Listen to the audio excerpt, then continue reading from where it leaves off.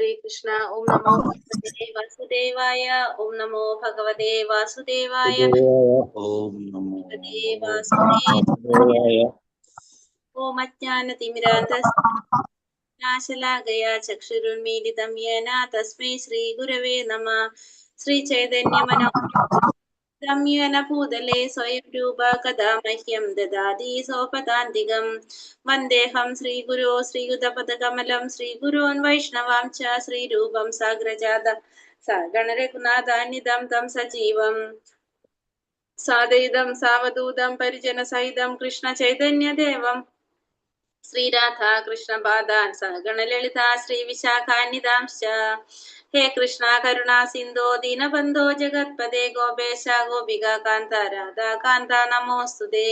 तप्त काञ्चन गौराङ्गी श्रीराधे वृन्दावनेश्वरी ऋषभानुसुते देवी प्रणमामि हरिप्रिये। वाञ्छाकल्पतरूपैश्च कृपा सिन्धोऽप्येव च पतितानां पावनेभ्यो वैष्णवेभ्यो नमो नमः। अनंत कोटि वैष्णव वृंद की जय, श्रील प्रभुपाद की जय, श्रील गुरुदेव की जय। हरे कृष्णा कृष्ण कृष्ण हरे हरे, हरे राम राम राम हरे हरे।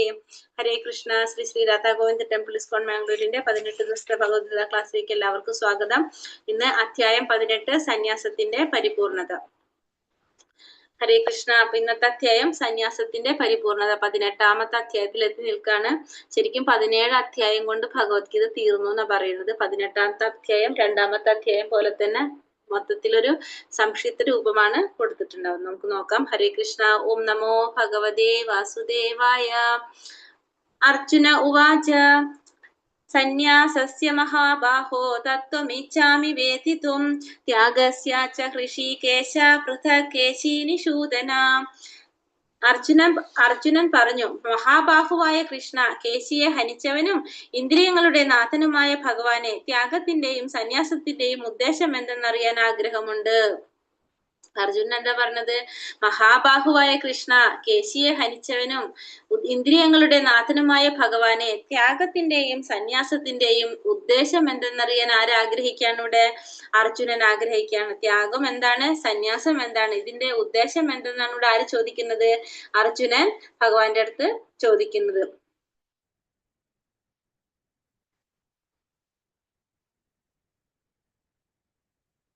ഇവിടെ അർജുനൻ എന്താ ഭഗവാനെ സംബോധന ചെയ്തിരിക്കുന്നത്? കേശിനിഷൂദന എന്നാണ് അല്ലെ? കേശിനിഷൂദന. പിന്നെന്താണ്? ഋഷികേശ. കേശിനിഷൂദന. ഈ രണ്ടു പേരുകൾ. ഋഷികേശ എന്ന് വെച്ചാൽ നമുക്കറിയാം ഇന്ദ്രിയങ്ങളുടെ നാഥനാണ്. അതുപോലെ തന്നെ കേശിനിഷൂദന എന്ന് പറഞ്ഞാൽ എന്താണ്? കേശി എന്ന അസുരനെ വധിച്ചത് കൊണ്ടാണ് ഭഗവാന് കേശവൻ എന്നുള്ള പേര് വന്നത് അല്ലെ? അപ്പൊ അതുകൊണ്ട് തന്നെ ഭഗവാന് കേശിനിഷൂദന എന്ന് പറയുന്നത് സംശയങ്ങള് ഒരു അസുരനെ പോലെയാണ്. അതുകൊണ്ട് നാം നേരത്തെ പറഞ്ഞിട്ടുണ്ടായിരുന്നത് അസുരനോട് ഉപമിച്ചിരിക്കുകയാണ്. അപ്പൊ അതേപോലെ തന്നെ അർജുനന്റെ മനസ്സിലുള്ള സംശയങ്ങളെ വധിച്ചു കൊടുക്കാൻ, ഇല്ലാതാക്കി കൊടുക്കാനായിട്ട് ആർക്കേ സാധിക്കുള്ളൂ? ഭഗവാന് മാത്രമേ സാധിക്കുള്ളൂ. അതുപോലെ തന്റെ സംശയങ്ങളെ കേശിയെ വധിച്ച പോലെ തന്നെ ഭഗവാൻ ഇല്ലാതാക്കി തരും എന്നുള്ളതാണ് ആരുടെ പ്രതീക്ഷ? അർജുനന്റെ പ്രതീക്ഷ. അതുകൊണ്ടാണ് അർജുനൻ ഭഗവാനെ കേശിനിഷൂദന എന്ന് പറയുന്നത്. ഭഗവാൻ അപ്പൊ എന്താ പറഞ്ഞത്? ഉത്തരം പറഞ്ഞു കൊടുക്കണം. ശ്രീ ഭഗവാനുവാച കാമ്യാനാം കർമ്മണാം ന്യാസം സന്യാസം കവയോ വിദുഹു സർവകർമ്മ ഫലത്യാഗം പ്രാഹുസ്ത്യാഗം വിചക്ഷണഃ. ശ്രീ ഭഗവാൻ പറഞ്ഞു, ഭൗതിക വാഞ്ചകൾക്ക് വേണ്ടിയുള്ള കർമ്മങ്ങളെ ഉപേക്ഷിക്കുന്നതാണ് സന്യാസമെന്ന് വിദ്വാൻമാർ പറയുന്നു. സർവകർമ്മങ്ങളുടെയും ഫലങ്ങളെ ഉപേക്ഷിക്കുന്നതിനെയാണ് ബുദ്ധിമാന്മാർ ത്യാഗം എന്ന് പറയുന്നത്. അപ്പോ സന്യാസവും ത്യാഗവും തമ്മിൽ എന്താ വ്യത്യാസം പറഞ്ഞു കൊടുക്കുന്നത്? ബുദ്ധിമാന്മാർ എന്താ പറയണെന്ന് പറഞ്ഞു? വിദ്വാൻമാര് എന്താ പറയണത്? ഭൗതികമായിട്ടുള്ള ആഗ്രഹങ്ങൾക്ക് വേണ്ടിയുള്ള കർമ്മങ്ങള്. അപ്പൊ ഭൗതികമായിട്ടുള്ള ആഗ്രഹങ്ങൾ ഉണ്ടാവും നമ്മളുടെ. ആ ആഗ്രഹങ്ങൾക്ക് വേണ്ടിയിട്ട് ആഗ്രഹങ്ങള് ചെയ്യണമെങ്കിൽ, നമുക്ക് ആഗ്രഹം നടപ്പാക്കണമെങ്കിൽ നമ്മൾ എന്ത് ചെയ്യണം? അതിന് കർമ്മം ചെയ്യണം, പ്രവൃത്തികൾ ചെയ്യണം. അതിനെ ഉപേക്ഷിച്ചു കഴിഞ്ഞാൽ അതിനെ നമുക്ക് എന്ത് പറയാം? സന്യാസം എന്ന് പറയാം. ഭൗതികമായിട്ടുള്ള ആഗ്രഹങ്ങള്, അതിനു വേണ്ടിയിട്ടുള്ള കർമ്മങ്ങൾ ഉപേക്ഷിക്കുകയാണെങ്കിൽ അതിനെ നമുക്ക് എന്താ പറയാ? സന്യാസം എന്ന് പറയാം. പക്ഷെ കർമ്മങ്ങളുടെ ഫലങ്ങൾ ഉപേക്ഷിക്കുകയാണെങ്കിൽ അതിനെന്താണ്? ത്യാഗം എന്ന് പറയും. അപ്പൊ കർമ്മങ്ങളെ ഉപേക്ഷിക്കുന്നത് സന്യാസവും കർമ്മഫലങ്ങളെ ഉപേക്ഷിക്കുന്നത് ത്യാഗം എന്നാണ് ബുദ്ധിമാന്മാര് പറയുന്നത്. അപ്പൊ ഫല ഉദ്ദേശത്തോടെ കർമ്മങ്ങൾ ചെയ്യുന്നത് ഉപേക്ഷിക്കണം എന്നാണ് നമ്മളിപ്പോ ഇതുവരെ പറഞ്ഞതല്ലേ. കാരണം നമ്മൾ കർമ്മം ചെയ്യണം, പക്ഷെ ഫലം ആഗ്രഹിച്ചുകൊണ്ട് ചെയ്യാൻ പാടില്ല. ഈ ഇത്തരത്തിലുള്ള ഇങ്ങനെയാണ് നമ്മൾ കർമ്മം ചെയ്യേണ്ടതെന്ന് പറഞ്ഞു. അപ്പൊ അതേപോലെ അത് പറയാണ്, കർമ്മങ്ങൾ ഉപേക്ഷിച്ചു കഴിഞ്ഞാല് നമുക്ക് അതിനെന്ത് പറയാം? സന്യാസം എന്ന് പറയാം. ഫലം ആഗ്രഹിച്ചുകൊണ്ടുള്ള കർമ്മങ്ങള് ഉപേക്ഷിച്ചു കഴിഞ്ഞാൽ അതിനെ സന്യാസം എന്ന് പറയാം. കർമ്മത്തിന്റെ ഫലം ഉപേക്ഷിച്ചു കഴിഞ്ഞാൽ നമുക്ക് അതിനെന്ത് പറയാം? ത്യാഗം എന്ന് പറയാം. അപ്പൊ ത്യാഗവും സന്യാസം എന്താണ്? കർമ്മങ്ങൾ ഉപേക്ഷിച്ചു കഴിഞ്ഞാൽ സന്യാസം, കർമ്മത്തിന്റെ ഫലങ്ങൾ ഉപേക്ഷിച്ചു കഴിഞ്ഞാൽ അതിനെ ത്യാഗം എന്ന് പറയാനായിട്ട് സാധിക്കും. എല്ലാ കാമ്യകർമ്മങ്ങളും ദോഷകരങ്ങളാകിയാൽ ത്യജിക്കണമെന്ന് ബുദ്ധിമാന്മാരായ ചിലർ പറയുന്നു. യജ്ഞം, ദാനം, തപസ് എന്നിവ ഒരിക്കലും ഉപേക്ഷിക്കാൻ പാടില്ലെന്ന് മറ്റു ചില ഋഷിമാർ ആവശ്യപ്പെടുന്നു. അപ്പൊ എല്ലാ കാമ്യകർമ്മങ്ങളും ദോഷകരങ്ങളാണ്. കാമ്യകർമ്മങ്ങൾ നമ്മൾ ആഗ്രഹിച്ചുകൊണ്ട് ചെയ്യുന്നതാണ് അല്ലെ, ഫലം ആഗ്രഹിച്ചുകൊണ്ട് ചെയ്യുന്നത്. അതെല്ലാം നമുക്ക് എന്താണ്? ദോഷകരമായത് കൊണ്ട് തന്നെ അതിനൊക്കെ ത്യജിക്കണം എന്നാണ് ആര് പറയണത്? ബുദ്ധിമാന്മാര് പറയണത്. അതേപോലെ തന്നെ യജ്ഞവും ദാനവും തപസ്സും എന്നിവ ഒരിക്കലും ഉപേക്ഷിക്കാൻ പാടില്ലെന്നും ആര് പറയുന്നുണ്ട്? ചില ഋഷിമാര് അഭിപ്രായപ്പെടുന്നുണ്ട്. അപ്പൊ അവരുടെ അഭിപ്രായങ്ങളാണ് പറഞ്ഞു വരുന്നത്. നമുക്ക് നോക്കാം. ഹേ ഭാരത ശ്രേഷ്ഠ, ത്യാഗത്തെ കുറിച്ച് എന്റെ വിധി നിർണയം കേൾക്കൂ. പുരുഷ വ്യാഘ്രമേ, ത്യാഗം 3 വിധം എന്നാണ് ധർമ്മശാസ്ത്രങ്ങളിൽ പ്രസ്താവിച്ചിട്ടുള്ളത്. അപ്പൊ ഇനി ഭഗവാന്റെ അഭിപ്രായം പറയാണ്. ഭഗവാന്റെ അഭിപ്രായത്തിൽ പറയുന്നത്, ഭഗവാന്റെ അഭിപ്രായം വെളിപ്പെടുത്താൻ പോവുകയാണ്. ത്യാഗത്തെ കുറിച്ചുള്ള ഭഗവാന്റെ വിധി നിർണയം കേൾക്കുന്ന പറയണല്ലോ. എന്റെ വിധി നിർണയം കേൾക്കൂ. ഇത് ത്യാഗം 3 വിധം എന്നാണ് ധർമ്മശാസ്ത്രങ്ങളിൽ പ്രസ്താവിച്ചിട്ടുള്ളത്. അപ്പൊ ഇത്രയും നേരം പറഞ്ഞതെന്നാണ് ബുദ്ധിമാന്മാരായവരുടെ, ഋഷിമാരുടെ ഒക്കെ അഭിപ്രായമാണ്. ഇനി ഭഗവാന്റെ അഭിപ്രായം പറയാണ് ഇവിടെ. അപ്പൊ ഭഗവാൻ പറയണത് നമുക്കറിയാം, അതെന്താണ്? അൾട്ടിമേറ്റ് ആണ് അല്ലെ, അന്തിമമായിട്ടുള്ളൊരു പ്രസ്താവനയായിരിക്കും ഭഗവാൻ പറയുന്നത്. യജ്ഞം, ദാനം, തപസ് എന്നീ കർമ്മങ്ങൾ ഉപേക്ഷിക്കേണ്ടവയല്ല, അവ അനുഷ്ഠിക്കണം. മഹാത്മാക്കളെ പോലും വിശദീകരിക്കുകയാണ് അവ 3. അപ്പൊ നമ്മൾ ഈ പറഞ്ഞ യജ്ഞവും ദാനവും തപസ്സും എന്നീ കർമ്മങ്ങൾ ഉപേക്ഷിക്കേണ്ടതല്ല എന്നാണ് ആര് പറയുന്നത്? ഭഗവാൻ പറയുന്നത്. കാരണം മഹാത്മാക്കളെ പോലും വിശദീകരിക്കുന്നതാണ് അവ 3. അപ്പൊ മഹാത്മാക്കൾ എന്ന് പറയുന്നത് നമുക്കറിയാം, അത്രയും അഡ്വാൻസ്ഡ് ആയാലാണ് അവർ മഹാത്മാക്കളാണ്. അവരെ പോലും വിശുദ്ധീകരിക്കാനായിട്ട് എന്തുകൊണ്ട് സാധിക്കും? യജ്ഞം കൊണ്ടും ദാനം കൊണ്ടും തപസ് കൊണ്ടും സാധിക്കും. അതുകൊണ്ട് ഈ കർമ്മങ്ങൾ ഒരിക്കലും ഉപേക്ഷിക്കാനായിട്ട് പാടില്ല. കാരണം അപ്പൊ മനുഷ്യ സമുദായത്തിന്റെ പുരോഗതിക്ക് വേണ്ടിയിട്ടുള്ളതാണ് ഇത്തരം പ്രവർത്തികൾ. യജ്ഞം ചെയ്യുന്നതും ദാനം ചെയ്യുന്നതും തപസ് ചെയ്യുന്നതൊക്കെ എന്താണ്? ആത്മീയമായിട്ടുള്ള പുരോഗതി ഉണ്ടാകാനായിട്ട്, മനുഷ്യ സമൂഹത്തിന് ആത്മീയമായിട്ടുള്ള പുരോഗതി ഉണ്ടാകാനായിട്ട് നമ്മൾ ഇതൊക്കെ ചെയ്യുന്നത്. അതുകൊണ്ട് തന്നെ ഇതൊന്നും എന്ത് ചെയ്യാൻ പാടില്ല? ഉപേക്ഷിക്കാനായിട്ട് പാടില്ല. കാരണം ഇതിന്റെ ഒക്കെ അൾട്ടിമേറ്റ് ലക്ഷ്യം, നമ്മൾ യജ്ഞം നടത്തുന്നതും ദാനം ചെയ്യുന്നതും തപസ്സുകൾ അനുഷ്ഠിക്കുന്നതൊക്കെ എന്തിനു വേണ്ടിയായിരിക്കണം? ഭഗവാന്റെ പ്രാപ്തിക്ക്, ഭഗവത് പ്രാപ്തിയാണ് നമ്മളുടെ ലക്ഷ്യമാക്കിയിരിക്കുന്നതെങ്കിൽ അതൊക്കെ നമ്മളെ ഹൃദയശുദ്ധീകരണത്തിനും കാരണമാകുന്നതാണ്. അത് അതൊന്നും നമ്മൾ എന്ത് ചെയ്യേണ്ട ആവശ്യമില്ല, അതൊന്നും ഒരിക്കലും ഉപേക്ഷിക്കേണ്ടതായിട്ട് വരുന്നില്ല എന്നാണ് ഇവിടെ ആര് പറയുന്നത്? ഭഗവാൻ പറയുന്നത്. ആസക്തിയോ ഫലോദ്ദേശമോ കൂടാതെ അനുഷ്ഠിക്കപ്പെടേണ്ടവയാണ് ഈ കർമ്മങ്ങൾ. ഹേ പാർത്ഥ, കർത്തവ്യ നിർവഹണം എന്ന നിലയിലാണ് അവ നിറവേറ്റേണ്ടത്. ഇതാണ് എന്റെ അന്തിമമായ അഭിപ്രായം. അപ്പൊ ഭഗവാന്റെ അഭിപ്രായം പറയുന്നത് എന്താണ്? ആസക്തിയോ ഫലമോ കൂടാതെ അനുഷ്ഠിക്കപ്പെടേണ്ടവയാണ് ഈ കർമ്മങ്ങൾ. നമ്മൾ ഒരു ആസക്തി ഇല്ലാതെ ചെയ്യുന്ന കർമ്മത്തില് യാതൊരു വിധത്തിലുള്ള ആസക്തിയും കൂടാതെ, ഫലം ആഗ്രഹിക്കാതെ നമ്മൾ എന്ത് ചെയ്യണം? ചെയ്യേണ്ടതായിട്ടുള്ള വിധിവിഹിതങ്ങളായിട്ടുള്ള എല്ലാ കർമ്മങ്ങളും ചെയ്തു പോരേണ്ടതാണ്. അത് കർത്തവ്യ നിർവഹണം എന്ന നിലയിലായിരിക്കണം അത് നിറവേറ്റേണ്ടത് എന്നതാണ് എന്റെ അഭിപ്രായം. അപ്പൊ ഭഗവാന്റെ അഭിപ്രായം വെളിപ്പെടുത്താണ്. നമ്മൾ യജ്ഞവും ദാനവും തപസ്സും ഒക്കെ ചെയ്യണം. അതെങ്ങനെ ചെയ്യണം? കർത്തവ്യ നിർവഹണം എന്ന നിലയിലായിരിക്കണം ചെയ്യേണ്ടത്. അതിൽ നിന്ന് യാതൊരു ഫലവും ആഗ്രഹിക്കാൻ പാടില്ല എന്നുള്ളതാണ് ആരുടെ അഭിപ്രായം? ഭഗവാന്റെ അഭിപ്രായം എന്ന് ഭഗവാനോട് ക്ലിയർ ആക്കി തന്നു. നിയത കർമ്മങ്ങളെ ഒരിക്കലും ഉപേക്ഷിച്ചുകൂടാ. വ്യാമോഹം കൊണ്ട് അങ്ങനെ ചെയ്യുന്നുവെങ്കിൽ ആ ത്യാഗം തമോ ഗുണത്തിലുള്ളതാണ്. ഇനി ത്യാഗത്തെ കുറിച്ച് പറയുന്നതാണ്, തമോ ഗുണത്തിലുള്ള ത്യാഗം. ഇപ്പൊ 3 തരത്തിലുള്ള 3 ഗുണങ്ങളിലും വരുന്ന ത്യാഗത്തിന്റെ ഒരു അവസ്ഥ എങ്ങനെയാന്ന് പറയണം. അപ്പൊ ഫസ്റ്റ് പറയണത് തമോ ഗുണത്തിനെ കുറിച്ചാണ്. അപ്പൊ നിയത കർമ്മങ്ങൾ, നമുക്ക് ഓരോരുത്തർക്കും വിധിച്ചിട്ടുള്ള കർമ്മങ്ങൾ ഒരിക്കലും നമ്മൾ ഉപേക്ഷിക്കാൻ പാടുള്ളതല്ല. വ്യാമോഹം കൊണ്ട് അങ്ങനെ ചെയ്യുന്നുവെങ്കിൽ ആ ത്യാഗം തമോ ഗുണത്തിലുള്ളതാകുന്നു. അപ്പൊ ത്യാഗം എന്ന് നമ്മൾ എന്ത് ചെയ്യുന്നതാണ്? നമ്മളുടെ കർമ്മഫലങ്ങൾ ഉപേക്ഷിക്കുന്നതാണ് ത്യാഗം എന്ന് പറയുന്നത്. പക്ഷെ നമുക്ക് ഓരോരുത്തർക്കും പറഞ്ഞിരിക്കുന്ന കർമ്മങ്ങൾ, നിയത കർമ്മങ്ങൾ നമ്മൾ എന്ത് ചെയ്യാൻ പാടില്ല, ഒരിക്കലും ഉപേക്ഷിക്കാനായിട്ട് പാടില്ല. അങ്ങനെ നമ്മൾ അത് ഉപേക്ഷിച്ചു കഴിഞ്ഞാൽ അത് അതിനെന്താ പറയാ, തമോ ഗുണത്തിലുള്ള ത്യാഗത്തിലേക്കാണ് അത് പോകുന്നത്. അപ്പൊ നമുക്ക് അതൊരിക്കലും അതുകൊണ്ട് എന്തുണ്ടാകുന്നില്ല, ആത്മീയമായിട്ടുള്ള ഒരു ഉന്നതിയോ പുരോഗതിയോ നമുക്ക് ഉണ്ടാകാനായിട്ട് പോകുന്നില്ല. കൃഷ്ണാവബോധം വളരാനായിട്ട് അത് സഹായിക്കില്ല. അപ്പൊ നിയത കർമ്മങ്ങൾ നമ്മൾ ഉപേക്ഷിച്ചു കഴിഞ്ഞാൽ അത് ഏത് തരത്തിലുള്ള ത്യാഗമായിട്ട് മാറാണ്, അത് തമോ ഗുണത്തിലുള്ള ത്യാഗമായിട്ടാണ് മാറുന്നത്. നിയത കർമ്മങ്ങൾ ക്ലേശകരമെന്ന് വെച്ചോ ബുദ്ധിമുട്ടായി കണക്കാക്കിയോ ചെയ്യാതെ വിടുന്നതും രാജസികമായിട്ടുള്ള ത്യാഗമാണ്. അത്തരം പ്രവൃത്തി ഒരിക്കലും ത്യാഗത്തിന്റെ ഉന്നതിയിലേക്ക് നയിക്കുന്നില്ല. പിന്നെ ഇപ്പൊ നമ്മൾക്ക് ചെയ്യേണ്ടതായിട്ടുള്ള കർമ്മങ്ങള്, നിയത കർമ്മങ്ങള് നമ്മൾക്ക് ചെയ്യാൻ വളരെ ബുദ്ധിമുട്ടായെന്ന് വിചാരിച്ചുകൊണ്ട്, അല്ലെങ്കിൽ എന്താണ്, ഇങ്ങനെ കഷ്ടപ്പെട്ട് ബുദ്ധിമുട്ടി ചെയ്യണമെന്ന് ചിന്തിച്ചുകൊണ്ട് നമ്മൾ അത് ചെയ്യാതിരിക്കുകയാണെങ്കിൽ അതെന്താണ്, രാജസികമായിട്ടുള്ള ത്യാഗമാണ്. അത്തരം പ്രവൃത്തികളും ഒരിക്കലും നമുക്ക് എന്ത് വരുന്നില്ല, മുന്നിലോട്ട് വരുന്നില്ല. ഇപ്പൊ ഉദാഹരണം പറയുകയാണെങ്കിൽ എന്താണ് പറയണത്, ഫലോദിഷ്ട കർമ്മ, ധനാർജന മാർഗങ്ങൾ ഉപേക്ഷിക്കേണ്ടതില്ല. ഇപ്പൊ നമ്മള് കൃഷ്ണാവബോധത്തിൽ വരുമ്പോ നമ്മൾ പറയില്ല, ആവശ്യത്തിൽ കൂടുതൽ പണം സമ്പാദിക്കാൻ പാടില്ല, പണം സൂക്ഷിക്കാൻ പാടില്ല, കൂട്ടിവെക്കാൻ പാടില്ല എന്നൊക്കെ പറയും. അപ്പൊ അങ്ങനെ ചിന്തിച്ചുകൊണ്ട് നമ്മൾ എന്ത് ചെയ്യണം, ഇപ്പൊ ഫലോദിഷ്ട കർമ്മമാണല്ലോ എന്ന് കരുതിയിട്ട് ഫലം ആഗ്രഹിച്ച് ചെയ്യുന്ന കർമ്മമല്ലേ അപ്പൊ നമ്മൾ ഈ പറഞ്ഞ നമ്മൾ ജോലി ചെയ്യുന്നത്. അപ്പൊ നമുക്ക് ആവശ്യത്തിന് പൈസയുണ്ട്, അപ്പൊ നമ്മൾ ഇനി ജോലി ചെയ്യേണ്ട ആവശ്യമില്ലല്ലോ എന്ന് ചിന്തിച്ചുകൊണ്ട്, അപ്പൊ ഫലോദിഷ്ട കർമ്മമാണല്ലോ എന്ന് ചിന്തിച്ച് നമ്മളിപ്പോ ധനം ആർജിക്കേണ്ടത്, നമ്മൾ ജോലി വേണ്ടാന്ന് വെക്കുക, നമ്മൾ അതൊക്കെ ചെയ്തു കഴിഞ്ഞാൽ അതെന്താണ് പറയുന്നത്, അത് രാജസികമായിട്ടുള്ള ത്യാഗമാണ് പറയുന്നത്. പിന്നെ അതിരാവിലെ തന്നെ ഉണർന്ന് ആധ്യാത്മികമായ കൃഷ്ണാവബോധത്തെ വളർത്താനും കഴിയുമെങ്കിൽ ആ വിധം പ്രവർത്തികളിൽ നിന്ന് നമുക്ക് എഴുന്നേൽക്കാനായിട്ട് ഭയന്നോ അല്ലെങ്കിൽ ക്ലേശം ഭയങ്കര ബുദ്ധിമുട്ടാണെന്നോ കരുതി അത് പിന്മാറിക്കഴിഞ്ഞാൽ അത് എന്ത് തരത്തിലുള്ള ത്യാഗമായിട്ട് മാറാണ്, രാജസികമായിട്ടുള്ള ത്യാഗമായിട്ടാണ് മാറുന്നത്. രജോ ഗുണത്തിലുള്ള കർമ്മത്തിന്റെ ഫലം എന്തായിരിക്കും, ദുഃഖമായിരിക്കും എപ്പോഴും ഫലം അതിന്റെ. അപ്പൊ അതുകൊണ്ട് നമ്മൾ ഇത്തരത്തിലുള്ള കർമ്മത്തിൽ നിന്ന്, ത്യാഗത്തിൽ നിന്ന് പിന്മാറേണ്ടതാണ്. അത് നമ്മളെ ഉന്നതിയിലേക്ക് നയിക്കുന്നതല്ല.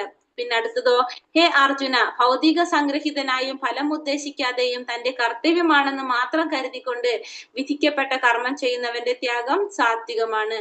അപ്പൊ ഭൗതിക സംഗ്രഹിതനായും ഫലം ഉദ്ദേശിക്കാതെയും പിന്നെ അതാണ് തന്റെ കർത്തവ്യമാണെന്ന് മാത്രം കരുതിക്കൊണ്ട് വിധിക്കപ്പെട്ട കർമ്മം ചെയ്യുകയാണെങ്കിൽ അതെന്താണ്, സാത്വികമായിട്ടുള്ള ത്യാഗമാണെന്ന് പറയാനായിട്ട് സാധിക്കും. അപ്പൊ കർമ്മം ചെയ്യുമ്പോൾ നമ്മൾ എങ്ങനത്തെ മനോഭാവമായിരിക്കണം, നമ്മളുടെ ഡ്യൂട്ടി മാത്രമാണെന്ന് ചിന്തിച്ചുകൊണ്ടായിരിക്കണം നമ്മൾ അത് ചെയ്യേണ്ടത്. അല്ലാതെ നമ്മൾ അതിന് ഫലം ആഗ്രഹിക്കാനായിട്ട് പാടില്ല. നമ്മളിപ്പോ ഒരു എന്ത് ചെയ്യുന്ന പ്രവർത്തികൾ നമുക്ക് എന്തിലേക്ക് കൺവേർട്ട് ചെയ്യാൻ സാധിക്കും, കൃഷ്ണാബോധപരമായിട്ട് നമുക്ക് കൺവേർട്ട് ചെയ്യാനായിട്ട് സാധിക്കും. അങ്ങനെ ഇപ്പൊ നമ്മളൊരു ജോലി ചെയ്യുകയാണെങ്കിലും നമ്മൾ എന്ത് ചെയ്യണമെങ്കിലും അത് കൃഷ്ണന് വേണ്ടിയിട്ട് നമ്മൾ പ്രവർത്തിക്കുകയാണ്, നമ്മൾ ചിന്തിച്ച് പ്രവർത്തിക്കുകയാണെങ്കിലോ നമുക്ക് യാതൊരു തരത്തിലുള്ള എന്തുണ്ടാവുന്നില്ല, നമുക്ക് കൺഫ്യൂഷനോ ടെൻഷനോ ഒന്നും ഉണ്ടാകുന്നില്ല. കാരണം ഫലം ആഗ്രഹിക്കുന്നില്ല, നമ്മുടെ കർത്തവ്യമാണ് ഇത് ചെയ്യേണ്ടതെന്ന് മാത്രം ചിന്തിച്ചുകൊണ്ടാണ് നമ്മൾ അത് ചെയ്യുന്നത്. അപ്പൊ 3 തരത്തില് ത്യാഗം പറഞ്ഞു. ഒന്ന് സാത്വികമായിട്ടുള്ളത്, രാജസികമായിട്ടുള്ളത്, താമസികമായിട്ടുള്ളത്. താമസികമായിട്ടുള്ളത് എന്താണ്, നിയത കർമ്മങ്ങൾ ഒരിക്കലും ഉപേക്ഷിക്കാൻ പാടില്ല. വ്യാമോഹം കൊണ്ട് അത് ഉപേക്ഷിച്ചു കഴിഞ്ഞാൽ അതിനെ താമസികം എന്ന് പറയാം. പിന്നെ ക്ലേശകരമാണ്, ബുദ്ധിമുട്ടാണെന്ന് കരുതിക്കൊണ്ട് നമ്മള് നമ്മൾ ചെയ്യുന്ന പ്രവർത്തികൾ ത്യജിച്ചു കഴിഞ്ഞാൽ അതിനെ നമുക്ക് എന്ത് പറയാം, അത് രാജസികമായ ത്യാഗം എന്ന് പറയാം. പിന്നെ അതുപോലെ തന്നെ ഫലം ആഗ്രഹിക്കാതെ തന്റെ കർത്തവ്യമാണ് എന്ന് മാത്രം ചിന്തിച്ചുകൊണ്ട് കർമ്മം ചെയ്യുന്നവന്റെ ത്യാഗം എന്താണ്, സാത്വികമായിട്ടുള്ള ത്യാഗമെന്ന് പറയാനായിട്ട് സാധിക്കും. താനും കൃഷ്ണനുമായുള്ള ബന്ധത്തെ പറ്റി അറിഞ്ഞുകൊണ്ട് പ്രവർത്തിക്കുന്ന കൃഷ്ണാവബോധനിഷ്ഠനായ മനുഷ്യൻ എപ്പോഴും മുക്താവസ്ഥയിലാണ്. തന്മൂലം അയാൾക്ക് മരണശേഷം സ്വകർമ്മ ഫലങ്ങളായ സുഖ ദുഃഖാനുഭവങ്ങൾക്ക് ഇടവരുന്നില്ല. ഇവിടെ എന്താ പറഞ്ഞാൽ, താനും കൃഷ്ണനുമായുള്ള ബന്ധത്തെ പറ്റി അറിഞ്ഞുകൊണ്ട് പ്രവർത്തിക്കുന്ന കൃഷ്ണാവബോധനിഷ്ഠനായ മനുഷ്യൻ എപ്പോഴും മുക്താവസ്ഥയിലാണ്. അപ്പൊ ഭഗവാനും താനും തമ്മിലുള്ള ബന്ധം, അതായത് താൻ ആരാണ്, ഭഗവാൻ ആരാണെന്നുള്ളൊരു ബന്ധം മനസ്സിലാക്കി കഴിഞ്ഞ് പ്രവർത്തിക്കുന്ന മനുഷ്യൻ എപ്പോഴും എന്തായിരിക്കും, മുക്താവസ്ഥയിലായിരിക്കും. അയാൾ ആ ഒരു ജ്ഞാനം നേടിക്കഴിഞ്ഞ വ്യക്തിയാണ്. തന്മൂലം അയാൾക്ക് മരണശേഷം സ്വകർമ്മ ഫലങ്ങളായ സുഖ ദുഃഖ അനുഭവങ്ങൾക്ക് ഇടവരുന്നില്ല. അപ്പൊ അതുകൊണ്ട് തന്നെ അയാൾക്ക് വീണ്ടും സ്വന്തം കർമ്മത്തിന്റെ ഫലങ്ങൾ അനുഭവിക്കേണ്ടതായിട്ട് വരുന്നില്ല. അപ്പൊ ഇഷ്ടവും അനിഷ്ടവും മിശ്രവും എന്നിങ്ങനെ 3 വിധത്തിലുള്ള കർമ്മഫലങ്ങളെയും ത്യാഗികളല്ലാത്തവർക്ക് മരണാന്തരം അനുഭവിക്കേണ്ടി വരും. സന്യാസികൾക്ക് അത്തരം അനുഭവങ്ങളൊന്നും ഉണ്ടാകുന്നില്ല. അപ്പൊ ഇഷ്ടം എന്ന് പറഞ്ഞത് അനിഷ്ടം എന്ന് വെച്ചാൽ തന്നെ നമ്മളെ നരകത്തിലേക്ക് നയിക്കുന്നതായിരിക്കും. ഇഷ്ടം എന്ന് പറഞ്ഞത് നമ്മളെ സ്വർഗത്തിലേക്ക് നയിക്കുന്നത്. മിശ്രം എന്ന് വെച്ചാൽ രണ്ടും കൂടിയത്. അപ്പൊ ഇങ്ങനത്തെയൊക്കെ പ്രവർത്തികൾ എന്താ സംഭവിക്കുന്നത്? മരണാനന്തരം നമ്മൾ ചെയ്യുന്ന കർമ്മത്തിന്റെ ഫലം അനുസരിച്ച് നമ്മളത് അനുഭവിക്കേണ്ടതായിട്ട് വരും. സന്യാസികൾക്ക് ഇതൊന്നും ഉണ്ടാകില്ല. കാരണം അവര് തന്നെ അവരെ ജീവിതം തന്നെ അതിലേക്ക് വേണ്ടി അത്തരം അനുഭവങ്ങളൊന്നും അവർക്ക് ഉണ്ടാകില്ല. അല്ലാത്തവർക്കാണ് പറഞ്ഞത് നമുക്ക് ഇഷ്ടമുള്ള കാര്യം ഉണ്ടാവും, അനിഷ്ടമുള്ള കാര്യങ്ങൾ ഉണ്ടാവും, മിശ്രമായിട്ടുള്ള കാര്യം ഉണ്ടാവും. ഈ 3 വിധത്തിലുള്ള കർമ്മഫലങ്ങളെയും ത്യാഗികളല്ലാത്തവർക്ക് മരണാനന്തരം അനുഭവിക്കേണ്ടതായിട്ട് വരും. നമ്മൾ ത്യാഗം ചെയ്തില്ലെങ്കിൽ നമ്മൾ എന്താണ് നമ്മളുടെ നമ്മൾക്ക് ഇഷ്ടമുള്ള പ്രവൃത്തി ചെയ്യുന്നതുണ്ടാവും, ഇഷ്ടമില്ലാത്ത പ്രവർത്തികൾ ചെയ്യണ്ടാവും, മിശ്രമായിട്ട് ചെയ്യണ്ട. അപ്പൊ അതിന്റെ ഒക്കെ ഫലങ്ങള് പുണ്യമാവാം പിന്നെ അല്ലെങ്കിൽ ദോഷമാവാം, എന്തായാലും നമ്മളത് അനുഭവിക്കേണ്ടതായിട്ട് വരും. അനാസക്തമായും രാഗദ്വേഷരഹിതമായും ഫലാസക്തി കൂടാതെയും നിയന്ത്രിതമായ വിധത്തിൽ ചെയ്യുന്ന കർമ്മം സാത്വികമായ കർമ്മം എന്ന് പറയും. ഇനി സാത്വികമായ കർമ്മത്തെ കുറിച്ച് പറയാണ്. ഇനി അനാസക്തമായും ആസക്തിയില്ലാതെ രാഗദ്വേഷരഹിതമായും രാഗദ്വേഷങ്ങളൊന്നും ചിന്തിക്കാതെ ഇല്ലാതെ ഫല ആസക്തി കൂടാതെ ഫലങ്ങൾ ആഗ്രഹിക്കാതെ നിയന്ത്രിതമായ വിധത്തിൽ ചെയ്യുന്ന കർമ്മത്തിന് നമുക്ക് എന്തെന്ന് പറയാം? നമുക്കതിനെ സാത്വികമായിട്ടുള്ള കർമ്മം എന്ന് പറയും. ആസക്തി ഉണ്ടാകുന്നില്ല, രാഗദ്വേഷരഹിതനായിരിക്കും, അതേപോലെ തന്നെ എന്താണ് ഫലം ആഗ്രഹിക്കുന്നില്ല. അങ്ങനെ ചെയ്യുന്ന പ്രവൃത്തിയാണ് കർമ്മങ്ങളാണ് സാത്വികമായിട്ടുള്ള കർമ്മം എന്ന് പറയുന്നത്. പിന്നെ തന്റെ ആഗ്രഹം നിറവേറ്റാനായോ മിഥ്യാഹം ഭാവം കൊണ്ടോ ഏറെ പ്രയാസപ്പെട്ട് ചെയ്യപ്പെടുന്നതാണ് രാജസികം. തന്റെ ആഗ്രഹം നിറവേറ്റാനായിട്ട് മിഥ്യാഹം ഭാവം കൊണ്ട് ചെയ്യുന്ന കർമ്മങ്ങൾ, നമ്മളുടെ ഓരോ ആഗ്രഹങ്ങൾ ഉണ്ടാവും. ആ ആഗ്രഹത്തിന് വേണ്ടിയിട്ട് നമ്മൾ ചെയ്യുന്ന കർമ്മങ്ങൾ എന്താണ്? അതിനു വേണ്ടിയിട്ട് കഷ്ടപ്പെട്ട് പ്രയാസപ്പെട്ട് ചെയ്യുന്ന കർമ്മങ്ങള് രാജസിക കർമ്മം എന്ന് പറയാനായിട്ട് സാധിക്കും. തുടർന്നുണ്ടാകാവുന്ന കെട്ടുപാടുകളെയോ അന്യർക്കുണ്ടാകാവുന്ന നാശങ്ങളെയോ ക്ലേശങ്ങളെയോ അവഗണിച്ചും ശാസ്ത്ര നിർദ്ദേശങ്ങൾക്കെതിരായും വ്യാമോഹം മൂലം ചെയ്യുന്ന കർമ്മം താമസികമായിട്ടുള്ള കർമ്മം. അപ്പൊ എന്താ പറയുക, മറ്റുള്ളവർക്ക് നമ്മൾ സ്വന്തം മാത്രം സുഖവും നോക്കിക്കൊണ്ട് ചെയ്യുന്ന കർമ്മങ്ങള്, അതല്ലെങ്കിൽ മറ്റുള്ളവർക്ക് നാശകരമായിരിക്കാവുന്ന രീതിയിലുള്ള കർമ്മങ്ങള്, സമൂഹത്തിന് ബുദ്ധിമുട്ടുണ്ടാക്കുന്ന കർമ്മങ്ങള്, ഇത്തരം കർമ്മങ്ങൾ ചെയ്യുന്നത് എന്താണ്? അത് താമസികമായിട്ടുള്ള കർമ്മമാണെന്ന് പറയാം. അപ്പൊ തുടർന്നുണ്ടാവുന്ന കെട്ടുപാടുകള് അല്ലെങ്കിൽ അന്യർക്ക് ഉണ്ടാവുന്ന നാശം, ദോഷം, ഇതൊന്നും ഇതുകൊണ്ടൊന്നും നമുക്ക് എന്താണ് ചെയ്യാൻ സാധിക്കുന്നില്ല. ശാസ്ത്ര നിർദ്ദേശങ്ങൾക്കെതിരായിട്ട് വ്യാമോഹം മൂലം ചെയ്യുന്ന കർമ്മത്തിന് നമുക്ക് എന്ത് പറയാം? അതുകൊണ്ട് താമസികമായിട്ടുള്ള കർമ്മം എന്ന് പറയാം. അപ്പൊ 3 തരം കർമ്മങ്ങൾ പഠിച്ചു: സാത്വികം, രാജസികം, താമസികം. സാത്വികമായിട്ടുള്ളത് എന്താണ്? സാത്വികമായിട്ടുള്ള കർമ്മം എന്ന് പറയുന്നത് ആസക്തി ഇല്ലാതെ രാഗദ്വേഷരഹിതമായിട്ട് ഫലാസക്തി കൂടാതെ നിയന്ത്രിതമായ വിധത്തിൽ ചെയ്യുന്ന കർമ്മം എന്താണ്?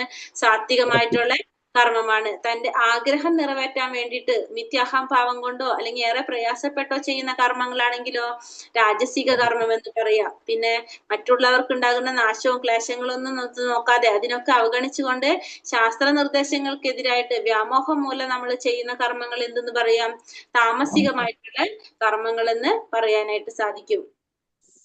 ഇനി ബുദ്ധിയെ കുറിച്ച് പറയാണ്. കുന്തിപുത്ര, ചെയ്യേണ്ടതും ചെയ്തു കൂടാത്തതും എന്ത്, ഭയപ്പെടേണ്ടതും ഭയപ്പെടേണ്ടാത്തതും എന്ത്, ബന്ധത്തിനും മോക്ഷത്തിനും കാരണമാകുന്നത് എന്ത് എന്നെല്ലാം അറിയുന്നത് സാത്വികമായിട്ടുള്ള ബുദ്ധി. ഇനി ബുദ്ധി എങ്ങനെയാണ്? എന്താണ് ചെയ്യേണ്ടത്, എന്താണ് ചെയ്യാൻ പാടില്ലാത്തതെന്ന് അവർക്ക് മനസ്സിലാക്കാൻ സാധിക്കും. അതുപോലെ തന്നെ ഭയപ്പെടുന്നത് എന്തൊക്കെ കാര്യത്തിന് ഭയപ്പെടണം, എന്തിനൊക്കെ ഭയപ്പെടണ്ട, പിന്നെ മോക്ഷത്തിനും ബന്ധനത്തിനും കാരണമാകുന്നത് എന്തൊക്കെയാണ്, ഇത്രയും കാര്യങ്ങൾ മനസ്സിലാക്കി കഴിഞ്ഞാൽ അവർക്ക് എന്താണ്? അവരുടെ ബുദ്ധി സാത്വികമായിട്ടുള്ളതെന്ന് പറയാനായിട്ട് സാധിക്കും. അപ്പൊ എന്തൊക്കെയാണ് ശാസ്ത്രങ്ങൾ അനുസരിച്ച് എന്തൊക്കെ ചെയ്യാൻ പാടും, എന്തൊക്കെ ചെയ്യാൻ പാടില്ല, പിന്നെന്താണ് ഭയപ്പെടേണ്ട കാര്യങ്ങളുണ്ടോ, ഭയപ്പെടേണ്ടാത്ത വിഷയങ്ങൾ ഏതൊക്കെയാണ്, ബന്ധത്തിനും മോക്ഷത്തിനും കാരണമാകുന്നത് ഏതൊക്കെയാണ് എന്നൊക്കെ മനസ്സിലാകുന്ന ബുദ്ധി എന്താണ്? സാത്വികമായിട്ടുള്ള ബുദ്ധി. പിന്നെ രാജസികമായിട്ടുള്ളത് എന്താണ്? ധർമ്മം എന്ത്, അധർമ്മം എന്ത്, ചെയ്യേണ്ടത് എന്ത്, ചെയ്യരുതാത്തത് എന്തെന്ന് വേർതിരിച്ച് അറിയാനാവാത്ത ബുദ്ധിയാണ് രാജസികം. അപ്പൊ സാത്വികത്തിന്റെ നേരെ ഓപ്പോസിറ്റിൽ, അതായത് മനസ്സിലാക്കി കഴിഞ്ഞാൽ എന്നെല്ലാം അറിയുന്നത് സാത്വികമായിട്ടുള്ള ബുദ്ധി. ധർമ്മവും അധർമ്മത്തെ കുറിച്ച് അല്ലെങ്കിൽ ചെയ്യേണ്ടതും ചെയ്യരുതാത്തതിനെ കുറിച്ചൊന്നും വേർതിരിച്ച് അറിയാനാവാത്ത ബുദ്ധി ഏതാണ്? രാജസികമായിട്ടുള്ള ബുദ്ധി എന്ന് പറയാനായിട്ട് സാധിക്കും. ഇനി താമസികമായിട്ടുള്ളതാണെങ്കിലോ വ്യാമോഹത്തിന്റെയും അന്ധകാരത്തിന്റെയും സ്വാധീനതയിൽ അധർമ്മത്തെ ധർമ്മമായും ധർമ്മത്തെ അധർമ്മമായും കരുതി സദാ തെറ്റായ വഴിക്ക് പ്രവർത്തിക്കുന്ന ബുദ്ധി താമസികമായിട്ടുള്ള ബുദ്ധി. അപ്പൊ താമസികത്തില് ധർമ്മത്തെ അധർമ്മമായി കരുതും, അധർമ്മത്തെ ധർമ്മമായിട്ട് കരുതും. അതേപോലെ തന്നെ എന്താണ്, അങ്ങനെ കരുതി തെറ്റായ വഴിക്ക് പോകുന്ന ബുദ്ധിയാണ് പ്രവർത്തിക്കുന്ന ബുദ്ധിയാണ് താമസികമായിട്ടുള്ള ബുദ്ധി. അപ്പൊ 3 തരം ബുദ്ധികളെ പറഞ്ഞു. സാത്വിക ബുദ്ധി എന്ന് പറഞ്ഞ എന്താണ്? ചെയ്യേണ്ടത് എന്ത്, ചെയ്യരുതാത്തത് എന്ത്. ക്വിസ് ചെയ്യാൻ ലോഗിൻ ചെയ്യാൻ പറ്റുന്നില്ല. ഓൾറെഡി ചെയ്തതായിരുന്നോ മാതാജി? 2 ദിവസം ചെയ്തിട്ടുണ്ട്. പിന്നെ നോക്കാണ്ടാണോ? ഞാനും ചെയ്തു മാതാജി, 14 വരെ ചെയ്തു. പിന്നെ ആവുന്നില്ല. ഇന്നലെ ഞാൻ മെസ്സേജ് അയച്ചിരുന്നില്ല. മാതാജിയുടെ അതിന്റെ പാസ്വേഡ് റീസെറ്റ് ചെയ്ത് തരാന്ന് പറഞ്ഞില്ലേ? അതൊന്ന് അയച്ചെന്നാ മതി ഒന്ന്. അത് ഓർമ്മ വരുന്നില്ല, അതെന്താണ് കൊടുത്തത് എന്ന് ഓർമ്മ വരുന്നില്ല. ഫോർഗോട്ട് പാസ്വേഡ് മാതാജിയുടെ മെയിൽ ഐ ഡിയും അതും കൂടി ഒന്ന് അയച്ചാൽ മതിയോ? എനിക്ക് ലോഗിൻ ചെയ്യാൻ കിട്ടുന്നില്ല. സമയം എന്തും കൂടി ഉണ്ടാവും മാതാജി. സമയമുണ്ട്, ഇന്നുകൊണ്ട് 2-3-4 ദിവസം ഉണ്ടാവും എന്തായാലും കേട്ടോ. ലോഗിൻ ചെയ്യാൻ കിട്ടുന്നില്ല, അതെന്താ? ലോഗിൻ ചെയ്തെന്ന് വെച്ചാ ഇപ്പൊ അതിന് എക്സിറ്റ് ആയ പോലെയാണോ വരുന്നത്? ലോഗൗട്ട് ആയോ? ഇല്ല, പുതിയ പാസ്വേഡ് കൊടുക്കാൻ പറഞ്ഞു, അത് കൊടുത്തു, അപ്പോഴും ശരിയാവുന്നില്ല. അല്ല, പുതിയത് കൊടുക്കണ്ട. ആദ്യത്തത് ഒന്നും കൂടി നമ്മളത് എക്സിറ്റ് അടിച്ചിട്ട് രണ്ടാമത് കയറി കഴിഞ്ഞാൽ ശരിയാവും. ചിലപ്പോ അങ്ങനെ വരാറുണ്ട് ചിലർക്കൊക്കെ. എക്സിറ്റ് അടിച്ചിട്ടാ മതി അല്ലേ? രണ്ടാമത് ലോഗിൻ ചെയ്ത് ആയിക്കോളൂ കേട്ടോ. ഞാനും ഇല്ല മാതാജി, എനിക്ക് അറിഞ്ഞൂടാ, കിട്ടുന്നില്ല, നോക്കിയതുമില്ല. എനിക്കും കിട്ടിയില്ല. ചെയ്ത് നോക്കാണ്ടാണോ ഒട്ടും? ഞാൻ അന്ന് പാസ്വേഡും ഇതൊക്കെ അയച്ചു തന്നു, ചെയ്തു തരാന്ന് പറഞ്ഞിട്ടേ, പിന്നെ അതൊന്നും കിട്ടുന്നില്ല. ഞാൻ ചെയ്തു തന്നിട്ടുണ്ടായിരുന്നു. എന്നിട്ട് ഇല്ലെങ്കിൽ ഗ്രൂപ്പിൽ ഒന്നുണ്ടാവോ? മെയിൽ ഐ ഡിയും പേരും ഫോൺ നമ്പറും, ഇത് 3 ഇടണം കേട്ടോ ഗ്രൂപ്പില്. ഇത് 3 ചിലപ്പോ എന്റെ ഫോണിൽ ഞാൻ കുറെ മെസ്സേജ് വരുമ്പോ ഞാൻ ചിലപ്പോ കാണാണ്ട് പോയിട്ടുണ്ട്. പിന്നെ ഫോണിന്റെ ഇടയ്ക്ക് ഒന്ന് കംപ്ലൈന്റ് ആയിണ്ടായത്, അല്ലെങ്കിൽ അതിന്റെ ഇടയിലാണെന്ന് എനിക്ക് അറിയുന്നില്ലത്. ഗ്രൂപ്പിലിട്ടാ മതിയോ മാതാജി? മെയിൽ ഐ ഡി, ഫോൺ നമ്പറും മെയിൽ ഐ ഡിയും പേരും ഇടണം കേട്ടോ നിങ്ങള്. ഇത് 3 കൂടിയിട്ടായോ കേട്ടോ. അപ്പൊ ചെയ്യാത്തവരാണെങ്കിൽ ചെയ്തുതരാം. ചെയ്തവർക്ക് പോയി അത് രണ്ടാമത് നിങ്ങളൊന്നും ചെയ്യേണ്ട. നിങ്ങളൊന്ന് എക്സിറ്റ് അടിച്ചിട്ട് രണ്ടാമത് ലോഗിൻ ചെയ്ത് കഴിഞ്ഞാൽ ശരിയാവും അവിടെ. എന്നിട്ട് പറ്റണില്ലെങ്കിൽ അതിന്റെ ഒന്ന് സ്ക്രീൻഷോട്ട് ഇട്ടൊന്ന് വിട്ടു തന്നു കഴിഞ്ഞാല് അപ്പോഴും ഡീറ്റെയിൽസ് ഒന്ന് വിട്ടോളൂ. അപ്പൊ അത് നോക്കാം. ഇന്ന് തന്നെ ചെയ്തോളൂ കേട്ടോ. ഹരേ കൃഷ്ണ. എല്ലാവരും പറ്റാത്തവരൊക്കെ ഗ്രൂപ്പിൽ ഇട്ടോളൂ. ഹരേ കൃഷ്ണ. ഹേ പാർത്ഥ, വ്യാമോഹത്തിന്റെയും അന്ധകാരത്തിന്റെയും ഇനിയും ബുദ്ധിയെ കുറിച്ച് പറയായിരുന്നല്ലേ നമ്മൾ. അപ്പൊ ബുദ്ധി, സാത്വികമായിട്ടുള്ള ബുദ്ധി എന്ന് പറഞ്ഞാൽ എന്താണ്?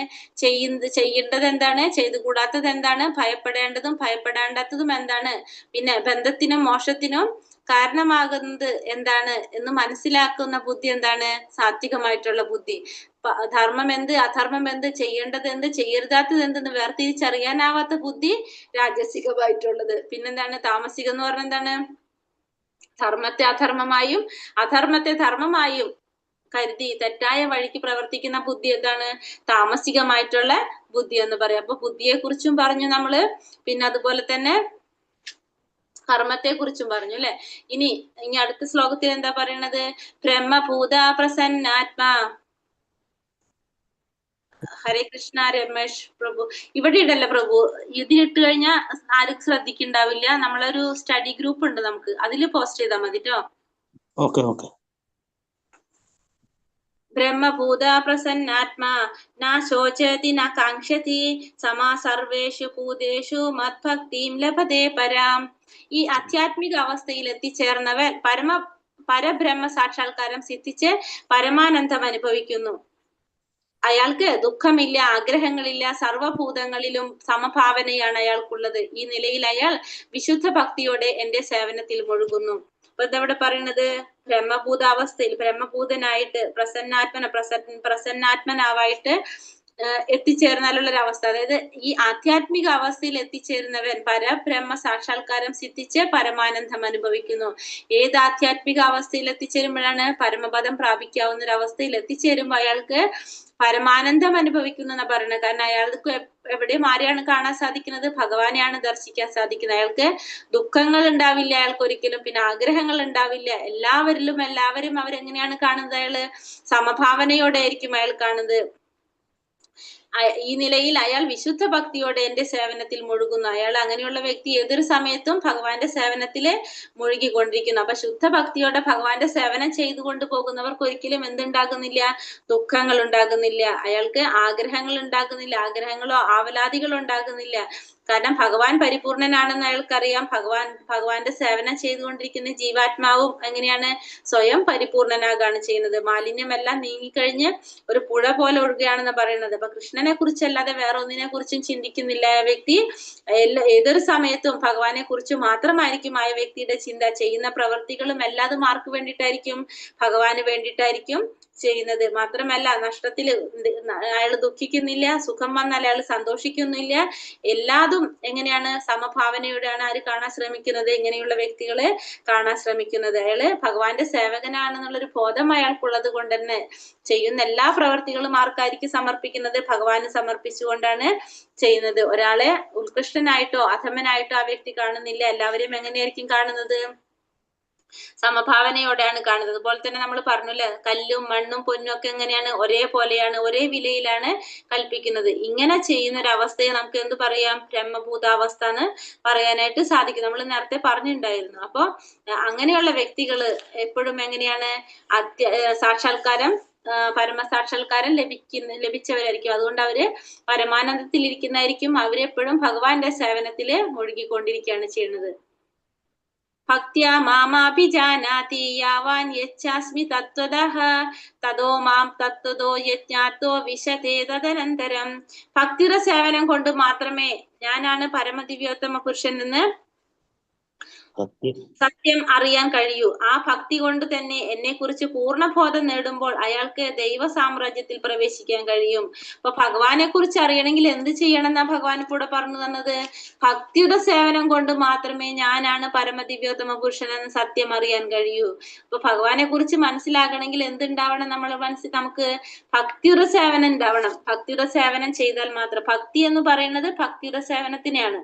അപ്പൊ നമുക്ക് മനസ്സിലായിട്ടുണ്ട്, നമ്മൾ ആരും ഭക്തന്മാരും അല്ല, നമ്മളിൽ ഭക്തി ആയിട്ടില്ല. കാരണം നമ്മളൊരു 26 ഗുണങ്ങൾ പറഞ്ഞു, അതിൽ നമുക്ക് ഇല്ല. അപ്പൊ അത് വരുമ്പോഴാണ് നമ്മൾ ഭക്തരാകുന്നത്. അപ്പൊ ഭക്തിയുടെ സേവനം ചെയ്താണ് നമുക്ക് എന്ത് കിട്ടുന്നത്? നമ്മൾ ഭക്തന്മാരാകാൻ സാധിക്കുന്നതും ഭഗവാനെ കുറിച്ചുള്ള സത്യം അറിയാനായിട്ട് സാധിക്കും. അപ്പൊ നമ്മൾ ആദ്യം എന്ത് ചെയ്യണം? ഭക്തിയുടെ സേവനങ്ങൾ ചെയ്തുകൊണ്ടിരിക്കണം. എങ്കിൽ മാത്രമേ പരമപുരുഷൻ എന്ന സത്യം അറിയാനായിട്ട്, പരമദിവ്യോത്തമ പുരുഷനായ ഭഗവാനെ കുറിച്ച് അറിയാനായിട്ട് നമുക്ക് സാധിക്കുന്നുള്ളൂ. ആ ഭക്തി കൊണ്ട് തന്നെ എന്നെ കുറിച്ച് പൂർണ്ണബോധം നേടുമ്പോൾ അയാൾക്ക് ദൈവ സാമ്രാജ്യത്തിൽ പ്രവേശിക്കാനായിട്ട് സാധിക്കും. ദൈവ സാമ്രാജ്യത്തിൽ പ്രവേശിക്കണമെങ്കിൽ നമുക്ക് എന്ത് വേണം? ഭക്തിയുടെ സേവനം ചെയ്ത് ഭഗവാനെ കുറിച്ച് നമുക്ക് അറിയാൻ സാധിക്കണം. അങ്ങനെയാണെങ്കിൽ മാത്രമേ നമുക്ക് എന്തുണ്ടാകുന്നുള്ളൂ? ഭക്തി ഉണ്ടാകുന്നുള്ളൂ. ഭക്തിയുടെ സേവനം എന്ന് പറഞ്ഞാൽ എന്താണ്? നമ്മൾ ഭഗവാന്റെ സേവനങ്ങൾ ചെയ്യണത് പല രീതിയിലും നമുക്ക് ചെയ്യാം. അപ്പൊ ആ സേവനത്തിലൂടെ നമ്മൾ എന്താ ചെയ്യുന്നത്? ഭഗവാനിലേക്ക് നമ്മൾ അടുക്കാണ് ചെയ്യുന്നത്. അപ്പോഴാണ് നമുക്ക് ഭഗവാനെ കുറിച്ചുള്ള ഒരു ബോധം ഉണ്ടാകുന്നത്. ഇപ്പൊ നമ്മളിപ്പോ ചെയ്യണം, നമ്മൾ എന്താണ്? ക്ലാസ് കേട്ടോണ്ടിരിക്കുക, ശ്രവണം. അത് ഭക്തിയിലെ ആദ്യത്തെ സ്റ്റെപ്പാണ് നമ്മൾ പറയുന്നത്.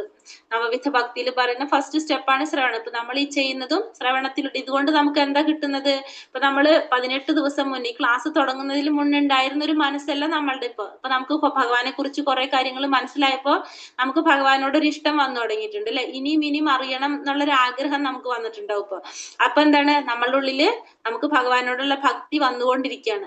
അത് മനസ്സിലാക്കുമ്പോ നമ്മൾ എന്താണ് ചെയ്യുന്നത്? നമുക്ക് ഭഗവാനെ കുറിച്ചുള്ള ഒരു പൂർണ്ണ ബോധം നേടുമ്പോൾ നമുക്ക് ഭഗവാൻ ദൈവ സാമ്രാജ്യത്തിൽ പ്രവേശിക്കാനായിട്ട് സാധിക്കും. നമ്മളിത് കേട്ടാൽ മാത്രമേ നമുക്ക് ഇതൊക്കെ സംഭവിക്കുന്നുള്ളൂ. ഇത് കേട്ടില്ലെങ്കിൽ നമുക്ക് യാതൊരുവിധ മാറ്റങ്ങളും സംഭവിക്കുന്നില്ല. അപ്പൊ നമ്മളിത് നമ്മൾ പറഞ്ഞില്ലേ, നമുക്ക് ഇൻബിൽറ്റ് അല്ല, നമുക്കത് ഇല്ലെങ്കിൽ നമ്മളത് ഉണ്ടാക്കിയെടുക്കുകയാണ് ചെയ്യുന്നത്. നമ്മൾ ഭഗവാനെ കുറിച്ചുള്ള കഥകളൊക്കെ കേട്ട് ഭഗവത്ഗീതയൊക്കെ പഠിച്ചു വരുമ്പോൾ നമുക്ക് എന്താണ്? നമ്മൾ അറിയാതെ നമുക്ക് ഭഗവാനോടൊരു ആഗ്രഹം വരാണ്. അങ്ങനെ നമുക്ക് തോന്നാണ് ഇനിയും അറിയണം ഭഗവാനെ കുറിച്ച്, ഇനിയും അറിയണം, ഭഗവാനെ പ്രാപിക്കാൻ സാധിക്കണമെന്ന് നമുക്ക് തോന്നാണ് ചെയ്യുന്നത്. അത് അങ്ങനെ നമ്മൾ എന്ത് ചെയ്യണം, ഭക്തിയുത സേവനങ്ങളൊക്കെ ചെയ്ത് നമ്മൾ ഭഗവാനിലേക്ക് അടുക്കാനായിട്ട് നമ്മൾ ശ്രമിക്കുക. അപ്പൊ എന്താ പറയുന്നത്, ഭക്തിയുത സേവനം കൊണ്ട് മാത്രമേ ഭഗവാനെ കുറിച്ച് അറിയാൻ സാധിക്കുകയുള്ളൂ. ഭഗവാൻ മറ്റുള്ളവർക്ക് ആർക്കും ഭഗവാനെ കുറിച്ച് മനസ്സിലാകാനായിട്ട് സാധിക്കുന്നില്ല. ഭക്തി കൊണ്ട് മാത്രമേ എന്നെ കുറിച്ച് പൂർണ്ണ ബോധം നേടുമ്പോൾ അയാൾക്ക് ദൈവ സാമ്രാജ്യത്തിൽ പ്രവേശിക്കാനായിട്ട് സാധിക്കും. അപ്പൊ നമുക്ക് വേറെ എന്ത് ക്വാളിഫിക്കേഷൻ ഉണ്ടായിട്ടും കാര്യമില്ല. നമുക്ക് എന്ത് വേണം, ഭക്തി ഉണ്ടാവണം. ഭക്തിയുടെ സേവനം ചെയ്ത് നമുക്ക് ഭഗവാനെ കുറിച്ച് മനസ്സിലാക്കാനായിട്ട് സാധിക്കണം. അല്ലാതെ നമ്മൾ എത്ര ക്വാളിഫൈഡ് ആണ്, പണ്ഡിതനാണെന്ന് പറഞ്ഞിട്ടും യാതൊരു കാര്യമില്ല. നമുക്ക് ഊഹിച്ചൊന്നും ഭഗവാനെ കുറിച്ച് പറയാനായിട്ട് സാധിക്കില്ല. അതിന് നമുക്ക് എന്ത് തന്നെ ചെയ്യണം, ഭക്തിയുത സേവനം ചെയ്താൽ മാത്രമേ നമുക്കിത് സാധിക്കുന്നുള്ളൂ ഭഗവാൻ ഇവിടെ പറഞ്ഞു തരാണ്. ഇപ്പൊ സർവകർമ്മണ്യപി സദാ കുർവാണോ മത്വ്യപാശ്രയഃ മത്പ്രസാദാദവാപ്നോതി ശാശ്വതം പദമവ്യയം. ഏതു തരം പ്രവർത്തികൾ ഏർപ്പെട്ടിരുന്നാലും എന്നെ മാത്രം ആശ്രയിക്കുന്ന എന്റെ വിശുദ്ധ ഭക്തൻ എന്റെ കാരുണ്യത്താലും സംരക്ഷണത്താലും അനശ്വരവും ശാശ്വതവുമായ എന്റെ ധാമം പ്രാപിക്കും. ഏതു തരത്തിലുള്ള പ്രവൃത്തിയിൽ ഏർപ്പെട്ടാലും ശരി, ഭഗവാനെ മാത്രമാണ് ആ വ്യക്തി ആശ്രയിക്കുന്നതെങ്കിൽ ആ ഭക്തൻ എന്താണ്, ഭഗവാന്റെ കാരുണ്യവും സംരക്ഷണവും കിട്ടുന്ന പറയണം. അങ്ങനെ അവർക്ക് എന്ത് ചെയ്യാൻ സാധിക്കും, ശാശ്വതമായിട്ടുള്ള ഭഗവാന്റെ ധാമത്തെ പ്രാപിക്കാനായിട്ട് സാധിക്കും പറയണം. ഏത് തരത്തിലുള്ള പ്രവർത്തികളിൽ ഏർപ്പെട്ടാലും എന്തെങ്കിലും രീതിയിൽ ഭൗതികമായിട്ടുള്ള കൽമഷങ്ങൾ നടന്നാൽ തന്നെ, ബുദ്ധിമുട്ട് അനുഭവിച്ചാലും തന്നെ, ഭഗവാനെ മാത്രം ആശ്രയിക്കുന്ന ഒരു വ്യക്തിയാണെങ്കിൽ ആ വ്യക്തിക്ക് ആരുടെ സംരക്ഷണം കിട്ടും? ഇവിടെ പറയാണ്, ഭഗവാന്റെ സംരക്ഷണം കിട്ടും. ഭഗവാന്റെ കാരുണ്യം കൊണ്ടും ഭഗവാന്റെ സംരക്ഷണം കൊണ്ടും ആ ഒരു വ്യക്തിക്ക് ഭഗവാന്റെ ധാമത്തെ പ്രാപിക്കാനായിട്ട് സാധിക്കും. അപ്പൊ ഏത് തരത്തിലുള്ള പ്രവർത്തികൾ ചെയ്താലും ഭഗവാനെ മാത്രം ആശ്രയിച്ചിരിക്കുന്ന ഒരു വ്യക്തിയാണെങ്കിൽ സ്വാഭാവികമായിട്ടും ഭഗവാൻ അവരെ കൈവിടില്ല എന്നുള്ളത് നമുക്കിവിടെ ക്ലിയർ ആക്കി തരണം. അപ്പൊ നമ്മൾ ഭഗവാനെ ആരാധിക്കും, ഒപ്പം തന്നെ നമ്മൾ എന്ത് ചെയ്യും, വേറൊരു ദേവനെ നമ്മൾ ആരാധിച്ചുകൊണ്ടിരിക്കും. അപ്പൊ ഭഗവാൻ വിചാരിക്കും ഞാനല്ലെങ്കിലും അവരായാലും ചെയ്തു കൊടുക്കുമല്ലോ എന്ന് ചിന്തിക്കും. അപ്പൊ എന്താണ്, അപ്പൊ നമ്മളെ കാര്യം അയാൾ ചെയ്യില്ല, ഇയാൾ ചെയ്യില്ല. പക്ഷെ അതേ സ്ഥാനത്ത് ഭഗവാനെ മാത്രമാണ് നമ്മൾ ആരാധിച്ചു കൊണ്ടിരിക്കണെങ്കിലോ, ഭഗവാൻ അറിയാം ഞാനല്ലാതെ ഇവർക്ക് വേറെ ആരുമില്ല. അപ്പൊ നമ്മളുടെ എല്ലാ സംരക്ഷണവും ആരെ ഏറ്റെടുക്കാണ്, ഭഗവാൻ ഏറ്റെടുക്കാണ്. അപ്പൊ അതുകൊണ്ട് അങ്ങനെ ചെയ്യുന്ന വ്യക്തികൾക്ക് ഭഗവാന്റെ സംരക്ഷണം ഉണ്ടാവും, ഭഗവാന്റെ കാരുണ്യം കിട്ടും, എങ്ങനെ ഭഗവാന്റെ ധാമത്തിലേക്ക് പ്രവേശിക്കാനായിട്ട് സാധിക്കും. അപ്പൊ എന്തെല്ലാം ക്ലേശങ്ങൾ അനുഭവിക്കേണ്ടി വന്നാലും അയാൾക്ക് എന്താണ്, ലാസ്റ്റ് ഭഗവാന്റെ പരമപദം പ്രാപിക്കാനായിട്ട് സാധിക്കുമെന്ന് മനസ്സിലാക്കാം. മച്ചിത്ത സർവദുർഗാണി മത്പ്രസാദാത്തരിഷ്യസി അഥ ചേത്തോമഹങ്കാരൻ ന ശോഷ്യസി വിനക്ഷ്യസി. എന്നെ കുറിച്ച് ബോധവാനായിരുന്നാൽ നിനക്ക് എന്റെ പ്രസാദം കൊണ്ട് തന്നെ ബദ്ധജീവിതത്തിന്റെ സകല ക്ലേശങ്ങളെയും അതിജീവിക്കാൻ കഴിയും. ആ ബോധത്തോടെ പ്രവർത്തിക്കാതെ മിഥ്യാഹങ്കാരം കൊണ്ട് എന്റെ അഭിപദം അനുസരിക്കാതെ പോയാലാകട്ടെ നാശമാണ് ഫലം. അപ്പോ എന്നെ കുറിച്ച് ബോധവാനായിരുന്നാൽ നിനക്ക് എന്റെ പ്രസാദം കൊണ്ട് തന്നെ ബദ്ധജീവിതത്തിന്റെ സകല ക്ലേശങ്ങളെയും അതിജീവിക്കാനായിട്ട് കഴിയും. കൃഷ്ണാവബോധത്തിൽ ഇരുന്ന് കഴിഞ്ഞാൽ ഭഗവാന്റെ പ്രസാദം കൊണ്ട്, ഭഗവാന്റെ കാരുണ്യം കൊണ്ട് ഈ ഭൗതിക ലോകത്തിലുള്ള എല്ലാ ക്ലേശങ്ങളെയും അതിജീവിക്കാനായിട്ട് കഴിയും. കാരണം ഭഗവാനെ കുറിച്ചൊരു ബോധമുണ്ടാകുക, എപ്പോഴും ഭഗവാന് വേണ്ടിയിട്ട് കർമ്മങ്ങൾ ചെയ്തുകൊണ്ടിരിക്കുക. അങ്ങനെയാണെങ്കിൽ എല്ലാ ഭൗതികമായിട്ടുള്ള ക്ലേശങ്ങളിൽ നിന്നും അതിജീവിക്കാനായിട്ട് നമ്മൾ ആര് സഹായിക്കാണ്, ഭഗവാൻ സഹായിക്കാണ്.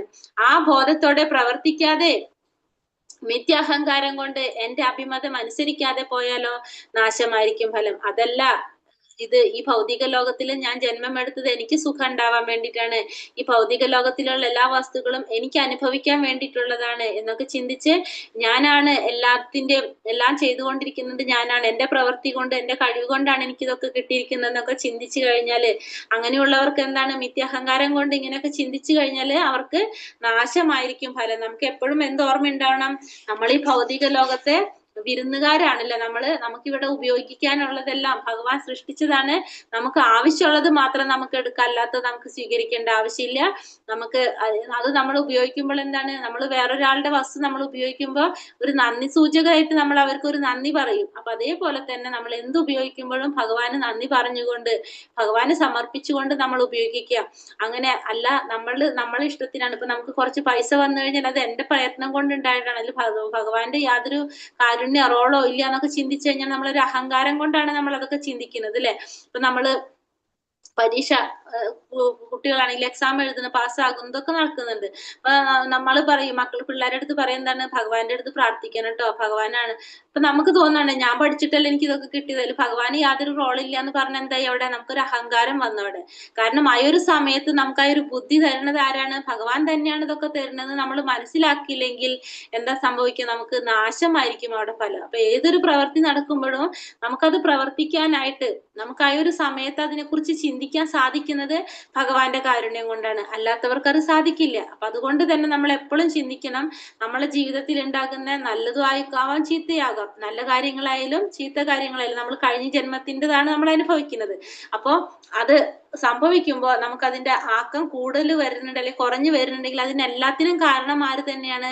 ഭഗവാൻ തന്നെയാണ്. നമുക്കത് മനസ്സിലാക്കണം. ഭഗവാൻ നമുക്ക് കാരുണ്യം തരുന്നതായിരിക്കും, അതല്ലെങ്കിൽ അതേപോലെ തന്നെ ചിലപ്പോൾ ഇതിനേക്കാളും വലുത് വരുന്നത് ചെറുതാക്കി തരുന്നതായിരിക്കും നമുക്ക്. അപ്പൊ ഇത് നമ്മൾ മനസ്സിലാക്കുക. അല്ല നമ്മൾ മിഥ്യാഹങ്കാരം കൊണ്ട് നമ്മൾ കഷ്ടപ്പെട്ട് നമുക്ക് സുഖം കിട്ടിയതാണ്, നമ്മളാണ് ഇതൊക്കെ ചെയ്യുന്നതെന്ന് ചിന്തിച്ചു കഴിഞ്ഞാലോ അങ്ങനെയുള്ളവർക്ക് നാശമായിരിക്കും ഫലമെന്ന് ഭഗവാനോട് പറഞ്ഞു തരാണ്. ഈശ്വര സർവഭൂതാനാം ഹൃദയേർജുന തിഷ്ഠതി ഭ്രാമയൻ സർവഭൂതാനി യന്ത്രാരൂഢാനി മായയ. അർജുന, പരമപുരുഷൻ എല്ലാവരുടെയും ഹൃദയത്തിൽ കുടികൊള്ളുകയും ഭൗതിക ശക്തിയാൽ നിർമ്മിതമായ യന്ത്രത്തിൽ എന്ന പോലെ സ്ഥിതി ചെയ്യുന്ന ജീവാത്മാക്കളുടെ ഭ്രമണത്തെ നിയന്ത്രിക്കുകയും ചെയ്യുന്നു. അപ്പൊ ഭഗവാൻ എന്താണ്? എല്ലാവരുടെ ശരീരത്തിലും ഭഗവാൻ ഉണ്ട് നമ്മൾ പറഞ്ഞു അല്ലെ. ഭഗവാൻ കുടികൊള്ളുന്നു. പിന്നെന്താണ്? ഭഗവാൻ ഒരു യന്ത്രത്തിനെന്ന പോലെ ജീവാത്മാക്കളുടെ ഭ്രമണത്തെ നിയന്ത്രിക്കുന്നത് ആര് തന്നെയാണ്? ഭഗവാൻ തന്നെയാണ്. കാരണം ഓരോരുത്തർക്കും നമ്മൾക്കറിയാം, ഓരോരുത്തർക്കും എന്താണ്? ഓരോരുത്തരുടെ ഉള്ളിൽ ജീവാത്മാവായിട്ട് പരമാത്മാവായിട്ട് ഭഗവാൻ ഇരിക്കുന്നുണ്ട്. അപ്പൊ ഓരോരുത്തരും ഒരു യന്ത്രം എന്ന പോലെ എല്ലാത്തിനെയും കൺട്രോൾ ചെയ്യണത് ആര് തന്നെയാണ്? ഭഗവാൻ തന്നെയാണ്. അപ്പോൾ എല്ലാവരും പ്രവർത്തിക്കുന്നത് ഭഗവാന്റെ നിയന്ത്രണത്തിൽ നിന്നാണ്. നമുക്ക് നമ്മളുടേതായിട്ടുള്ള യാതൊരു രീതിയിലും നമുക്ക് പ്രവർത്തിക്കാനായിട്ട് സാധിക്കില്ല. നമ്മളിപ്പോ ചെയ്യുന്ന ഓരോ പ്രവർത്തികളും, ഇപ്പൊ ഞാൻ പറഞ്ഞില്ലേ, നമ്മളിപ്പോ ഇവിടെ ഇരുന്ന് ഞാനിപ്പോ ഇവിടെ ഇരുന്ന് ക്ലാസ് എടുക്കുന്നത്, നിങ്ങൾ ഇവിടെ ഇരുന്ന് കേൾക്കുന്നതും ഒക്കെ ആരുടെ നിർദ്ദേശം, ആരുടെ നിയന്ത്രണത്തിൽ തന്നെയാണ് നടക്കുന്നത്? ഭഗവാന്റെ നിയന്ത്രണത്തിലാണ്. നമുക്ക് ഇതൊന്നും അറിയുന്നില്ല എന്ന് മാത്രമേ ഉള്ളൂ. പക്ഷെ ഓട്ടോ സെറ്റാണ് ഇതൊക്കെ, ഫുള്ള് ഭഗവാൻ തന്നെയാണ് ഇതൊക്കെ കൺട്രോൾ ചെയ്തുകൊണ്ടിരിക്കുന്നത്. നമ്മൾ അറിയാത്തൊരു ചരട് ഭഗവാൻ കണക്ട് ചെയ്ത് വെച്ചിട്ടുണ്ട് അല്ലെ. അപ്പൊ അതനുസരിച്ചാണ് ഭഗവാൻ ഈ നമ്മൾ പാവക്കളി കളിക്കുന്ന പോലെ അതനുസരിച്ചാണ് ഭഗവാൻ ഇതൊക്കെ കൺട്രോൾ ചെയ്തുകൊണ്ടിരിക്കുന്നത്. അപ്പോൾ നമ്മൾ ഈ ചെയ്യുന്ന ഓരോ പ്രവർത്തികളും ഭഗവാന്റെ നിശ്ചയപ്രകാരം നടക്കുന്നതാണ്. അപ്പൊ നമ്മൾ എന്ത് ചെയ്യാ? നമുക്കത് മനസ്സിലാകുന്നില്ല എന്ന് മാത്രമല്ല, നമ്മളുടെ ഓരോരുത്തരുടെയും ആഗ്രഹം അനുസരിച്ചും നമ്മുടെ കഴിവനുസരിച്ചും നമ്മുടെ യോഗ്യത അനുസരിച്ചും നമ്മൾ എങ്ങനെയാണോ നമുക്ക് ക്വാളിറ്റി ഉള്ളത്, നമുക്ക് എത്ര യോഗ്യതയുണ്ടോ അതിനനുസരിച്ച് ഓരോന്നും ഭഗവാൻ തന്നുകൊണ്ടിരിക്കുകയാണ്. ഇപ്പൊ എനിക്കുള്ള യോഗ്യത ആയിരിക്കില്ല നിങ്ങൾക്കുള്ളത്. അപ്പൊ ഓരോരുത്തരുടെ യോഗ്യതയ്ക്ക് അനുസരിച്ച് നമുക്ക് വേണ്ട കാര്യങ്ങൾ ഭഗവാൻ തരുന്നു. അപ്പൊ കൂടുതൽ ഭഗവാൻ ഇത്തിരി കൂടി എന്താ പറയുക, നല്ല വ്യക്തികൾ അല്ലെങ്കിൽ മഹാത്മാർ അല്ലെങ്കിൽ സന്യാസിമാർ അവരാണെങ്കിൽ അവർക്ക് ഇത്തിരി കൂടി നല്ല രീതിയിൽ കാര്യങ്ങൾ നടക്കുന്നുണ്ടാവും, അല്ലാത്തവർക്ക് കുറച്ച് കുറവായിരിക്കും. അതെന്താണ്? നമ്മുടെ ഓരോരുത്തരുടെ ഒരു ക്വാളിറ്റി ഉണ്ട്. നമുക്ക് എത്രയാണ് നമുക്ക് അതിനുള്ള യോഗ്യത, ആ യോഗ്യതയ്ക്ക് അനുസരിച്ചാണ് ഭഗവാൻ ഓരോരുത്തർക്കും ഓരോ കാര്യങ്ങൾ നൽകിക്കൊണ്ടിരിക്കുന്നത്. അപ്പൊ നമുക്കറിയാം, നമ്മൾ ഫസ്റ്റേ തൊട്ട് പറയുന്നുണ്ടായിരുന്നാണല്ലോ, എന്താണ്? ശരീരത്തിൽ നമ്മൾ ആത്മാവുണ്ട്, ആത്മാവിന് നാശം സംഭവിക്കുന്നില്ല. ശരീരം നശിച്ചു പോകുമ്പോൾ ആത്മാവ് ഒരു ശരീരത്തിൽ നിന്ന് മറ്റൊരു ശരീരത്തിലേക്ക് പോകുകയാണ്. പക്ഷെ പരമാത്മാവ് എല്ലാ ശരീരത്തിലും പരമാത്മാവുണ്ട്, ജീവാത്മാവ് ഒരു ശരീരത്തിൽ നിന്ന് മറ്റൊരു ശരീരത്തിലേക്ക് പോകുന്നു പറഞ്ഞു. അപ്പൊ ഇതൊക്കെ നടക്കുമ്പോൾ ഭഗവാൻ എന്ത് ചെയ്തുകൊണ്ടിരിക്കുകയാണ്? ഇതിനൊക്കെ അത് ഏത് ശരീരമാണ് സ്വീകരിക്കേണ്ടതും അതെങ്ങനെയാണ് പ്രവർത്തിക്കേണ്ടതെന്നൊക്കെ ആരാണ് കൺട്രോൾ ചെയ്യുന്നത്? ഭഗവാൻ തന്നെയാണ് ഇതൊക്കെ കൺട്രോൾ ചെയ്തുകൊണ്ടിരിക്കുന്നതെന്ന് നമുക്ക് ഇതിലൂടെ മനസ്സിലാക്കാം. അപ്പൊ എല്ലാ വ്യക്തികളും ആശ്രയിക്കേണ്ടതും സമർപ്പിക്കേണ്ടത് ആർക്കാണ്? ഭഗവാനാണ് സമർപ്പിക്കേണ്ടതെന്ന് നമുക്കിതിലൂടെ മനസ്സിലാക്കാണ്. തമേവ ശരണം ഗച്ഛ സർവഭാവേന ഭാരത തത്പ്രസാദാത് പരാം ശാന്തി സ്ഥാനം പ്രാപ്സ്യസി ശാശ്വതം. ഹേ ഭാരത, ആ പരമപുരുഷന് ആത്മാർപ്പണം ചെയ്യൂ. അവിടുത്തെ പ്രസാദം കൊണ്ട് നീ പരമമായ ശാന്തി നേടും, ശാശ്വതമായ പരമപദം പ്രാപിക്കും. അപ്പൊ ഇവിടെ ഭഗവാൻ അർജുനോട് പറഞ്ഞു കൊടുക്കുന്നത് അതുകൊണ്ട് പറയാണ്, ഹേ ഭാരത, പരമപുരുഷന് ആത്മാർപ്പണം ചെയ്യാൻ, അങ്ങനെയുള്ള പരമപുരുഷൻ ആ ഭഗവാന് നമ്മൾ ആത്മസമർപ്പണം ചെയ്യുക, നമ്മൾ ആത്മാവിനെ സമർപ്പിക്കണം. കാരണം നമ്മൾ പറഞ്ഞു, നമ്മുടെ ജീവാത്മാവ് ഭഗവാന്റെ അംശം തന്നെയാണ്. പക്ഷെ ഈ ഭൗതിക പ്രകൃതിയിൽ വന്ന് ആ പ്രകൃതിയുമായിട്ടുള്ള സമ്പർക്കം നിമിത്തമാണ് അത് മലിനമാക്കപ്പെടുന്നതും അതിന്റെ സ്വരൂപത്തെ കുറിച്ച് മറന്നു പോകുന്നതും. അത് മറന്നു പോകാണ് ചെയ്യുന്നത്. അപ്പൊ നമ്മൾ ഈ എന്താ പറഞ്ഞ ഇതൊക്കെ ചെയ്തുകൊണ്ട് നമ്മള് ഭക്തിയുടെ സേവനം ചെയ്തുകൊണ്ട് സത്യത്തിൽ എന്താ ചെയ്യണത്? ജീവാത്മാവിന്റെ ആ ഓർമ്മ തിരിച്ചു കൊടുക്കുകയാണ് ചെയ്യുന്നത്. താൻ ആരാണെന്നുള്ളൊരു ഓർമ്മ തിരിച്ചു കൊടുത്ത് ഭഗവാൻ സന്നിധിയിലേക്ക് പോകാനായിട്ട് സഹായിക്കുകയാണ് നമ്മൾ ചെയ്യേണ്ടത്. ശരിക്കും അങ്ങനെ ഭഗവാന്റെ പ്രസാദം കൊണ്ട് പരമമായിട്ടുള്ള ശാന്തി നേടാനായിട്ട് സാധിക്കും, പരമപദം പ്രാപിക്കാനായിട്ടും സാധിക്കും. അപ്പൊ പരമപുരുഷന് ആത്മാർപ്പണം ചെയ്തുകൊണ്ടിരിക്കണം. നമ്മൾ എന്ത് ചെയ്യണം? നമ്മളെല്ലാ പ്രവർത്തികളും നമ്മളെല്ലാ കാര്യങ്ങളും തന്നെ ഭഗവാൻ അർപ്പിച്ചുകൊണ്ട് ചെയ്യാനായിട്ട് ശ്രമിക്കുക. നാമം ജപിക്കുക മെയിനായിട്ട്. ഇത് ചെയ്യുന്നത് നമ്മൾ എന്തിനാണ്? നമ്മുടെ ആ ജീവാത്മാവ് മറന്നുപോയ മൂലസ്വരൂപത്തെ കുറിച്ച് ഓർമ്മിപ്പിച്ചെടുക്കാനായിട്ട്.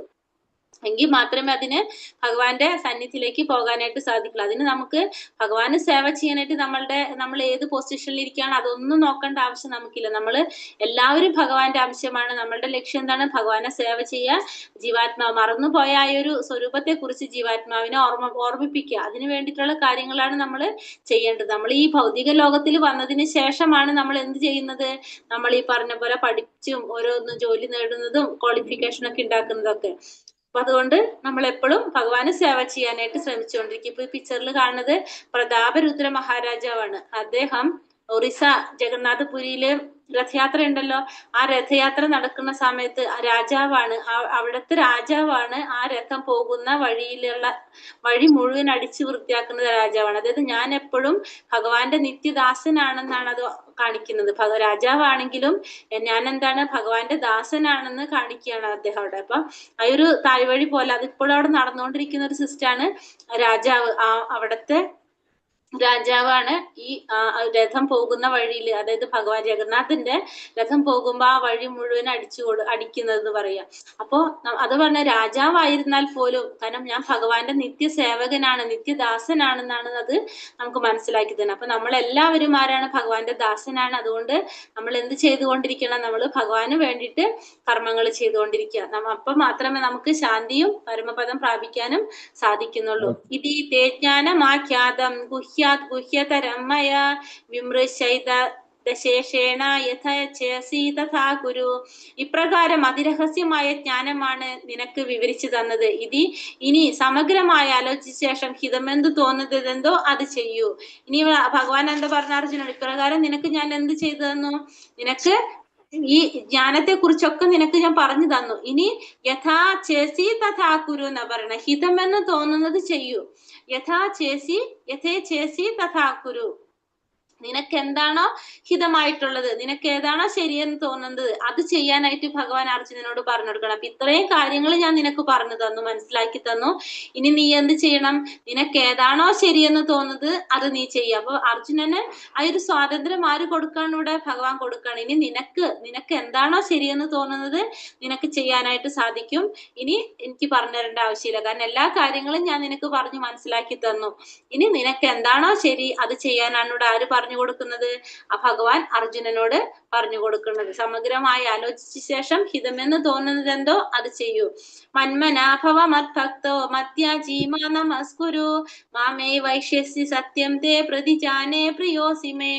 എപ്പോഴും എന്നെ ഓർക്കുക, എന്റെ ഭക്തനാവുക, എന്നെ ആരാധിക്കുകയും പ്രണമിക്കുകയും ചെയ്യുക. ഇങ്ങനെ ചെയ്തു പോന്നാൽ നിശ്ചയമായും നിനക്ക് എന്നെ പ്രാപിക്കാം. ഞാൻ തീർത്തു പറയുന്നു, എന്തെന്നാൽ എനിക്ക് പ്രിയപ്പെട്ടവനാണ് നീ.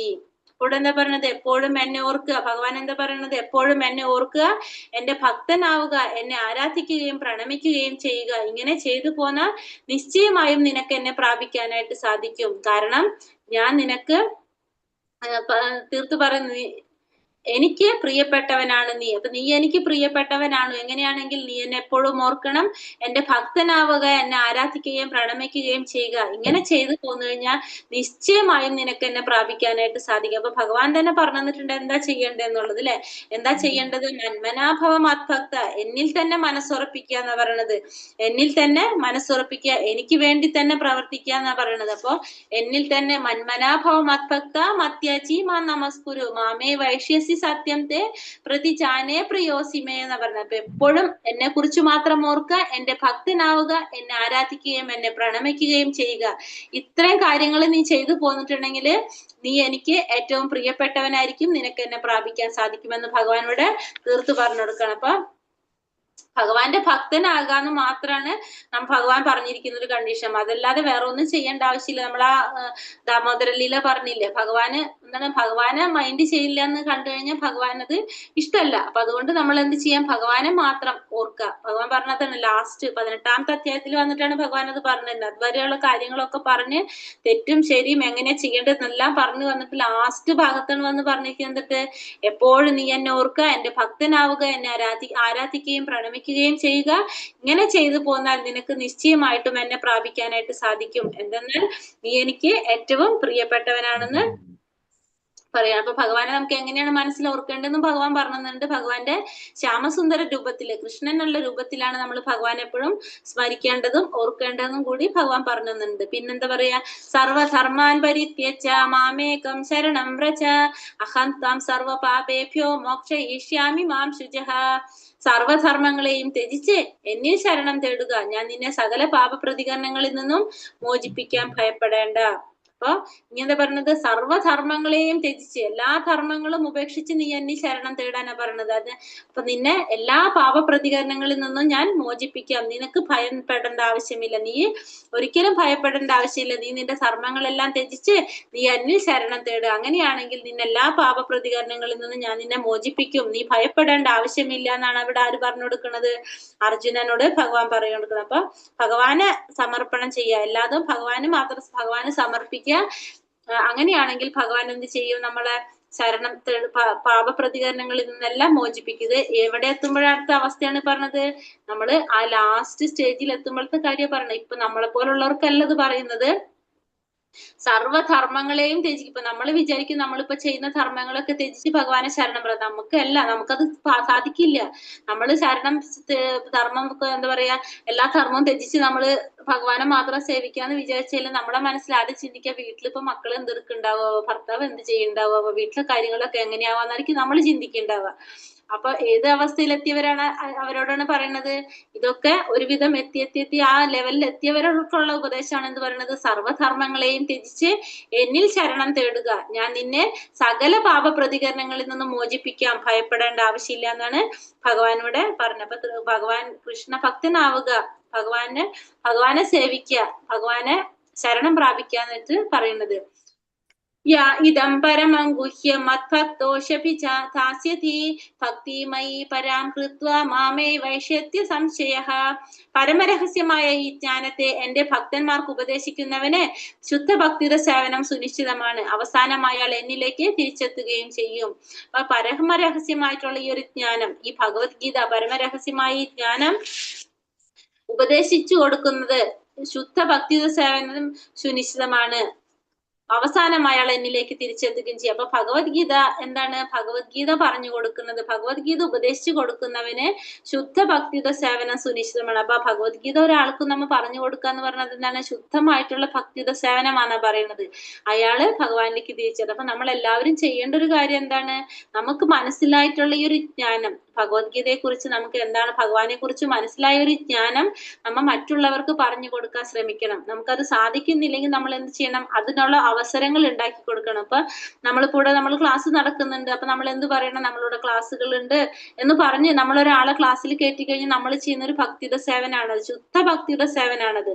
ആ വ്യക്തി എന്നിലേക്ക് തന്നെ തിരിച്ചെത്തുന്നു പറയണം. കാരണം ഭഗവത്ഗീത മനസ്സിലാക്കാനായിട്ട്, ഭഗവാനെ കുറിച്ച് മനസ്സിലാക്കണമെങ്കിൽ എന്ത് വേണം, ഈ ഒരു ജ്ഞാനത്തെ കുറിച്ച് അവരറിയണം. ഭഗവത്ഗീത പഠിക്കാൻ വന്നാലല്ലേ, ഇപ്പൊ നമ്മളിത് പഠിക്കുമ്പോഴാണ് നമുക്ക് മനസ്സിലാവുന്ന ഇത്രയും കാര്യങ്ങൾ.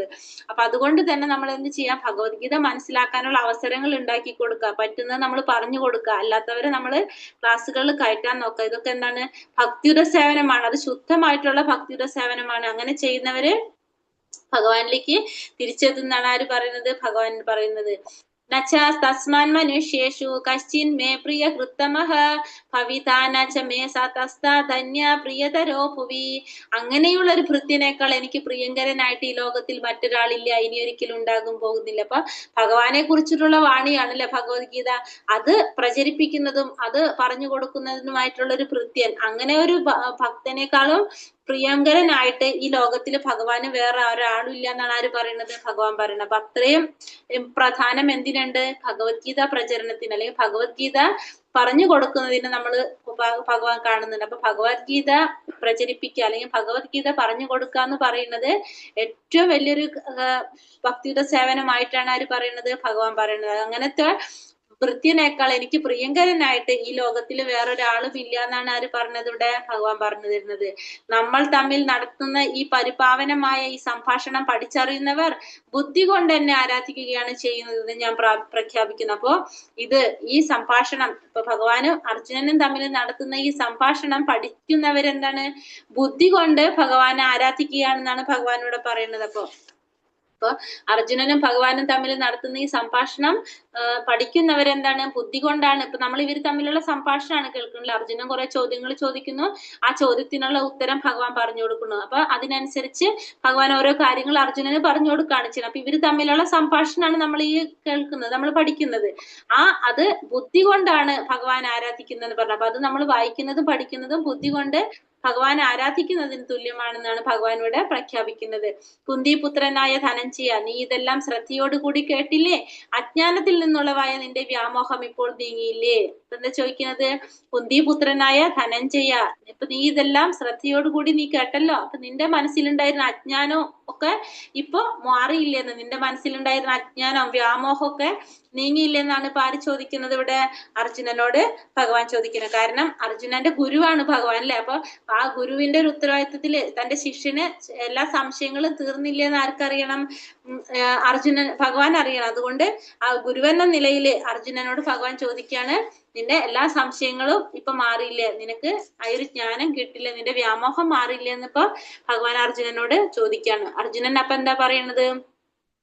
അല്ലയോ പ്രിയപ്പെട്ട കൃഷ്ണ എന്ന് പറയണല്ലേ, എന്റെ അച്യുത, ഇപ്പോൾ എന്റെ വ്യാമോഹം തീർന്നു, എന്റെ ആ ഒരു സംശയമൊക്കെ വ്യാമോഹമൊക്കെ തീർന്നു. കാരണം എനിക്ക് എന്റെ ബുദ്ധി തിരിച്ചു കിട്ടി, അങ്ങയുടെ കരുണ കൊണ്ട് ബുദ്ധി തിരിച്ചു കിട്ടി. ഞാൻ ഇപ്പോൾ ദൃഢനും സംശയരഹിതനുമാണ്, അങ്ങയുടെ ആജ്ഞ അനുസരിച്ച് പ്രവർത്തിക്കാൻ തയ്യാറായിരിക്കുന്നു. എന്താ പറയണത്? എന്റെ വ്യാമോഹം എല്ലാം മാറി, എനിക്കിപ്പോ ശരി ഏതാണ് തെറ്റേതാണെന്ന് എനിക്ക് മനസ്സിലാക്കാൻ സാധിക്കുന്നുണ്ട്. എന്റെ ബുദ്ധി എനിക്ക് തിരിച്ചു കിട്ടി, ഞാനിപ്പോ സംശയരഹിതനാണ്. ഭഗവാൻ പറയുന്നത് അനുസരിച്ച് പ്രവർത്തിക്കാനായിട്ട് ആര് തയ്യാറാണെന്ന് പറയാണ് ഇവിടെ? അർജുനൻ പറയാണ്, ഞാൻ തയ്യാറാണ്, എനിക്കിപ്പോ ബുദ്ധി തിരിച്ചു കിട്ടി, ഞാൻ അങ്ങ് പറയുന്നതനുസരിച്ച് പ്രവർത്തിക്കാൻ തയ്യാറാണെന്ന് പറയാണ്. അപ്പൊ ഇവിടെ ഭഗവത്ഗീത അവസാനിക്കുകയാണ്. അപ്പൊ സഞ്ജയൻ ഇനി പറയുന്നത് എന്താണ്? സഞ്ജയൻ പറഞ്ഞു, ഇപ്രകാരം മഹാത്മാക്കളായ കൃഷ്ണാർജുനന്മാർ തമ്മിൽ നടന്ന ഈ സംഭാഷണം കേട്ട് ഞാൻ കേട്ടു. അത്ഭുതകരമായ ഈ സന്ദേശം എന്നെ കോൾമയിർ കൊള്ളിക്കുന്നു. അപ്പൊ ഇപ്രകാരം മഹാത്മാക്കളായിട്ടുള്ള കൃഷ്ണനും അർജുനനും തമ്മിൽ നടത്തിയ സംഭാഷണം ആര് കേട്ടു?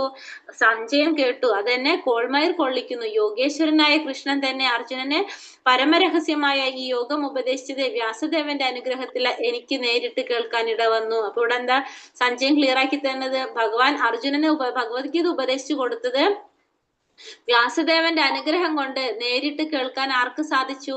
സഞ്ജയന് സാധിച്ചു എന്നാണ് സഞ്ജയൻ ഇവിടെ പറയുന്നത്. കൃഷ്ണാർജുനന്മാരുടെ അത്ഭുതകരമായ ഈ പുണ്യ സംവാദം വീണ്ടും വീണ്ടും ഓർത്തോർത്ത് ഞാൻ അനുനിമിഷം ആനന്ദ പുളകിതനാകുന്നു രാജാവേ. അപ്പൊ രാജാവിനോട് പറയാണ്, ധൃതരാഷ്ട്രോട് എന്താ പറയണത്?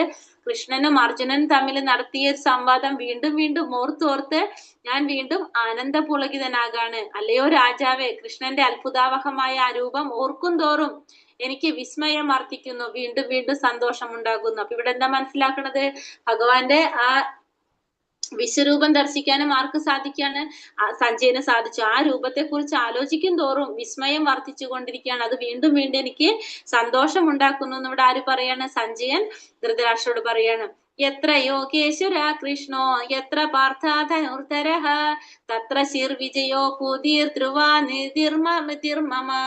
എത്ര യോഗേശ്വരോ കൃഷ്ണ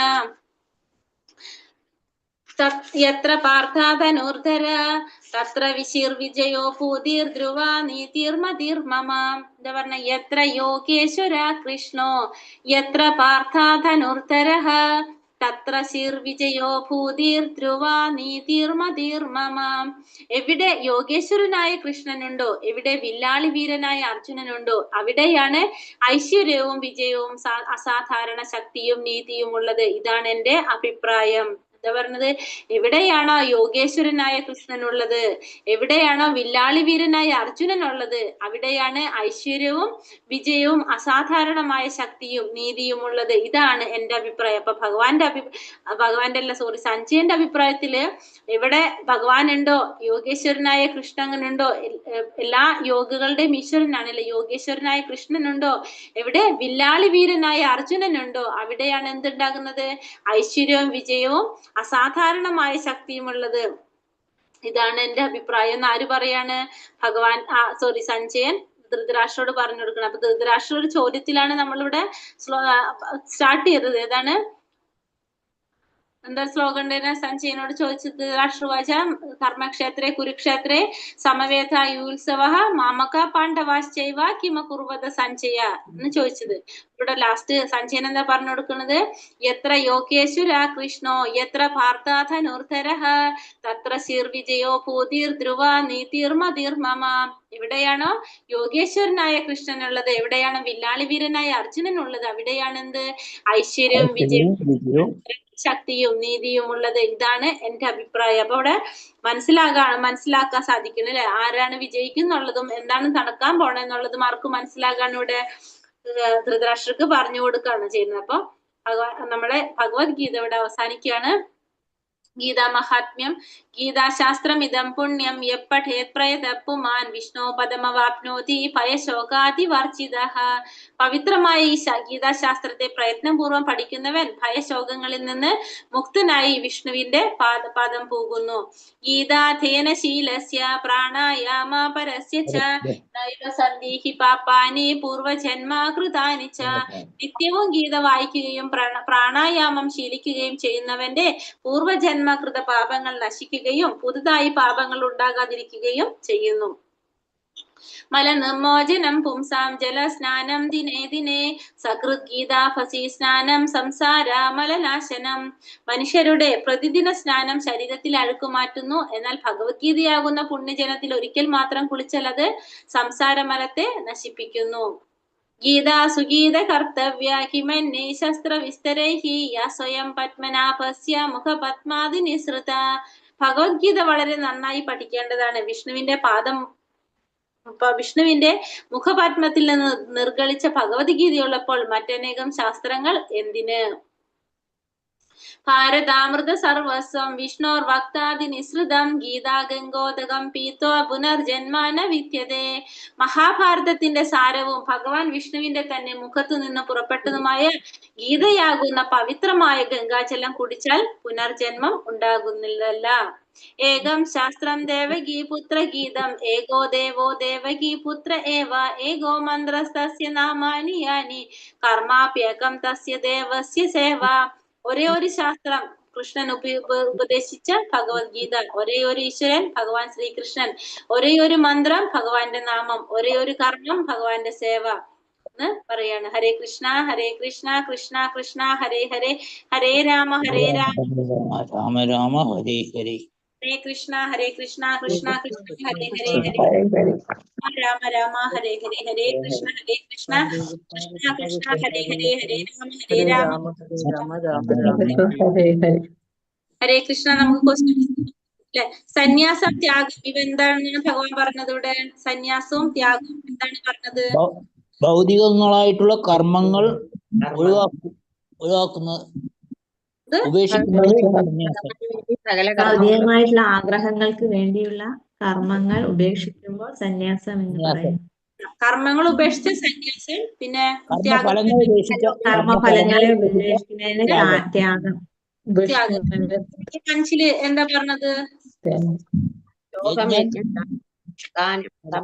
യജ്ഞം ദാനം തപസ് എന്നീ കർമ്മങ്ങൾ ഉപേക്ഷിക്കേണ്ടതല്ല, അവ അനുഷ്ഠിക്കപ്പെടണം.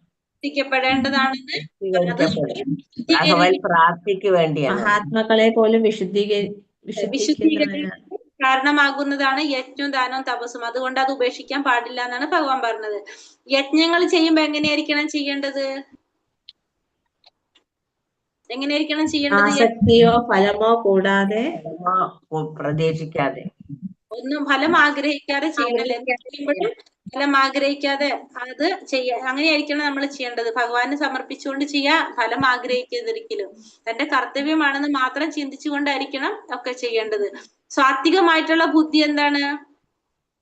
ചെയ്യേണ്ടത് ചെയ്തു കൂടാത്തതും സാത്വികമായിട്ടുള്ള ഭയപ്പെടേണ്ടതും ഭയപ്പെടേണ്ടാത്തതും അതൊക്കെ മനസ്സിലാക്കുന്ന ബുദ്ധി അല്ലെ? എന്താണ് ചെയ്യേണ്ടത്, എന്താണ് കർമ്മം ചെയ്യേണ്ടത്. ചെയ്യുന്നത് ത്യാഗം സാത്വികമാണ്.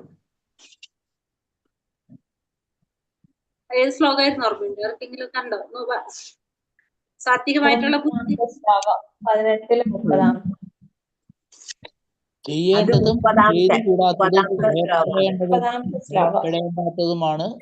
ചെയ്യേണ്ടതും ചെയ്തുകൂടാത്തതും ഭയപ്പെടേണ്ടതും കാരണമാണെന്ന് മനസ്സിലാക്കുന്ന ബുദ്ധി. മനസ്സിലാക്കി കഴിഞ്ഞ ആ ബുദ്ധി സാത്വികമായിട്ടുള്ള ബുദ്ധിയാണ് അല്ലെ? ശ്ലോകം 68 എന്താ പറഞ്ഞത്? എപ്പോഴും എന്നെ ഓർക്കുക, എന്നെ ഭക്തനാവുക. ഭഗവാനെ ഓർക്കുക, ഭക്തനാവുക, ആരാധിക്കുക, ആരാധിക്കുകയും പ്രണമിക്കുകയും ചെയ്യുക. ഇങ്ങനെ പ്രണമിക്കുകയും ചെയ്ത് നിശ്ചയമായും ഭഗവാനെ പ്രാപിക്കാൻ കഴിയും. അതെ, അപ്പൊ ഭഗവാൻ ശരിക്കും ഭയങ്കര സെൽഫിഷ് അല്ലേ? ശരിക്കും അത്രേ അങ്ങനെ ചെയ്താൽ മാത്രാണ് ഭഗവാൻ എന്താ പറയുന്നത്? എന്റെ പ്രിയ നീ പ്രിയനിക്ക് പെട്ടവനായിരിക്കും എന്ന് പറഞ്ഞു അല്ലെ? അപ്പൊ ഭഗവാന്റെ അംശമായിട്ടുള്ള നമ്മളൊക്കെ അതുകൊണ്ട് തന്നെയാണ് സെൽഫിഷ്. നമ്മൾക്ക് ഈ സ്വഭാവങ്ങളൊക്കെ എങ്ങനെയാ വരുന്നത്? കാരണം ഭഗവാൻ എങ്ങനെയാണ്, അപ്പൊ അത് നമ്മള് ഭഗവാന്റെ അംശമല്ലേ, അപ്പൊ നമുക്കും അത് വരും. പക്ഷെ ഭഗവാൻ എല്ലാതും നല്ല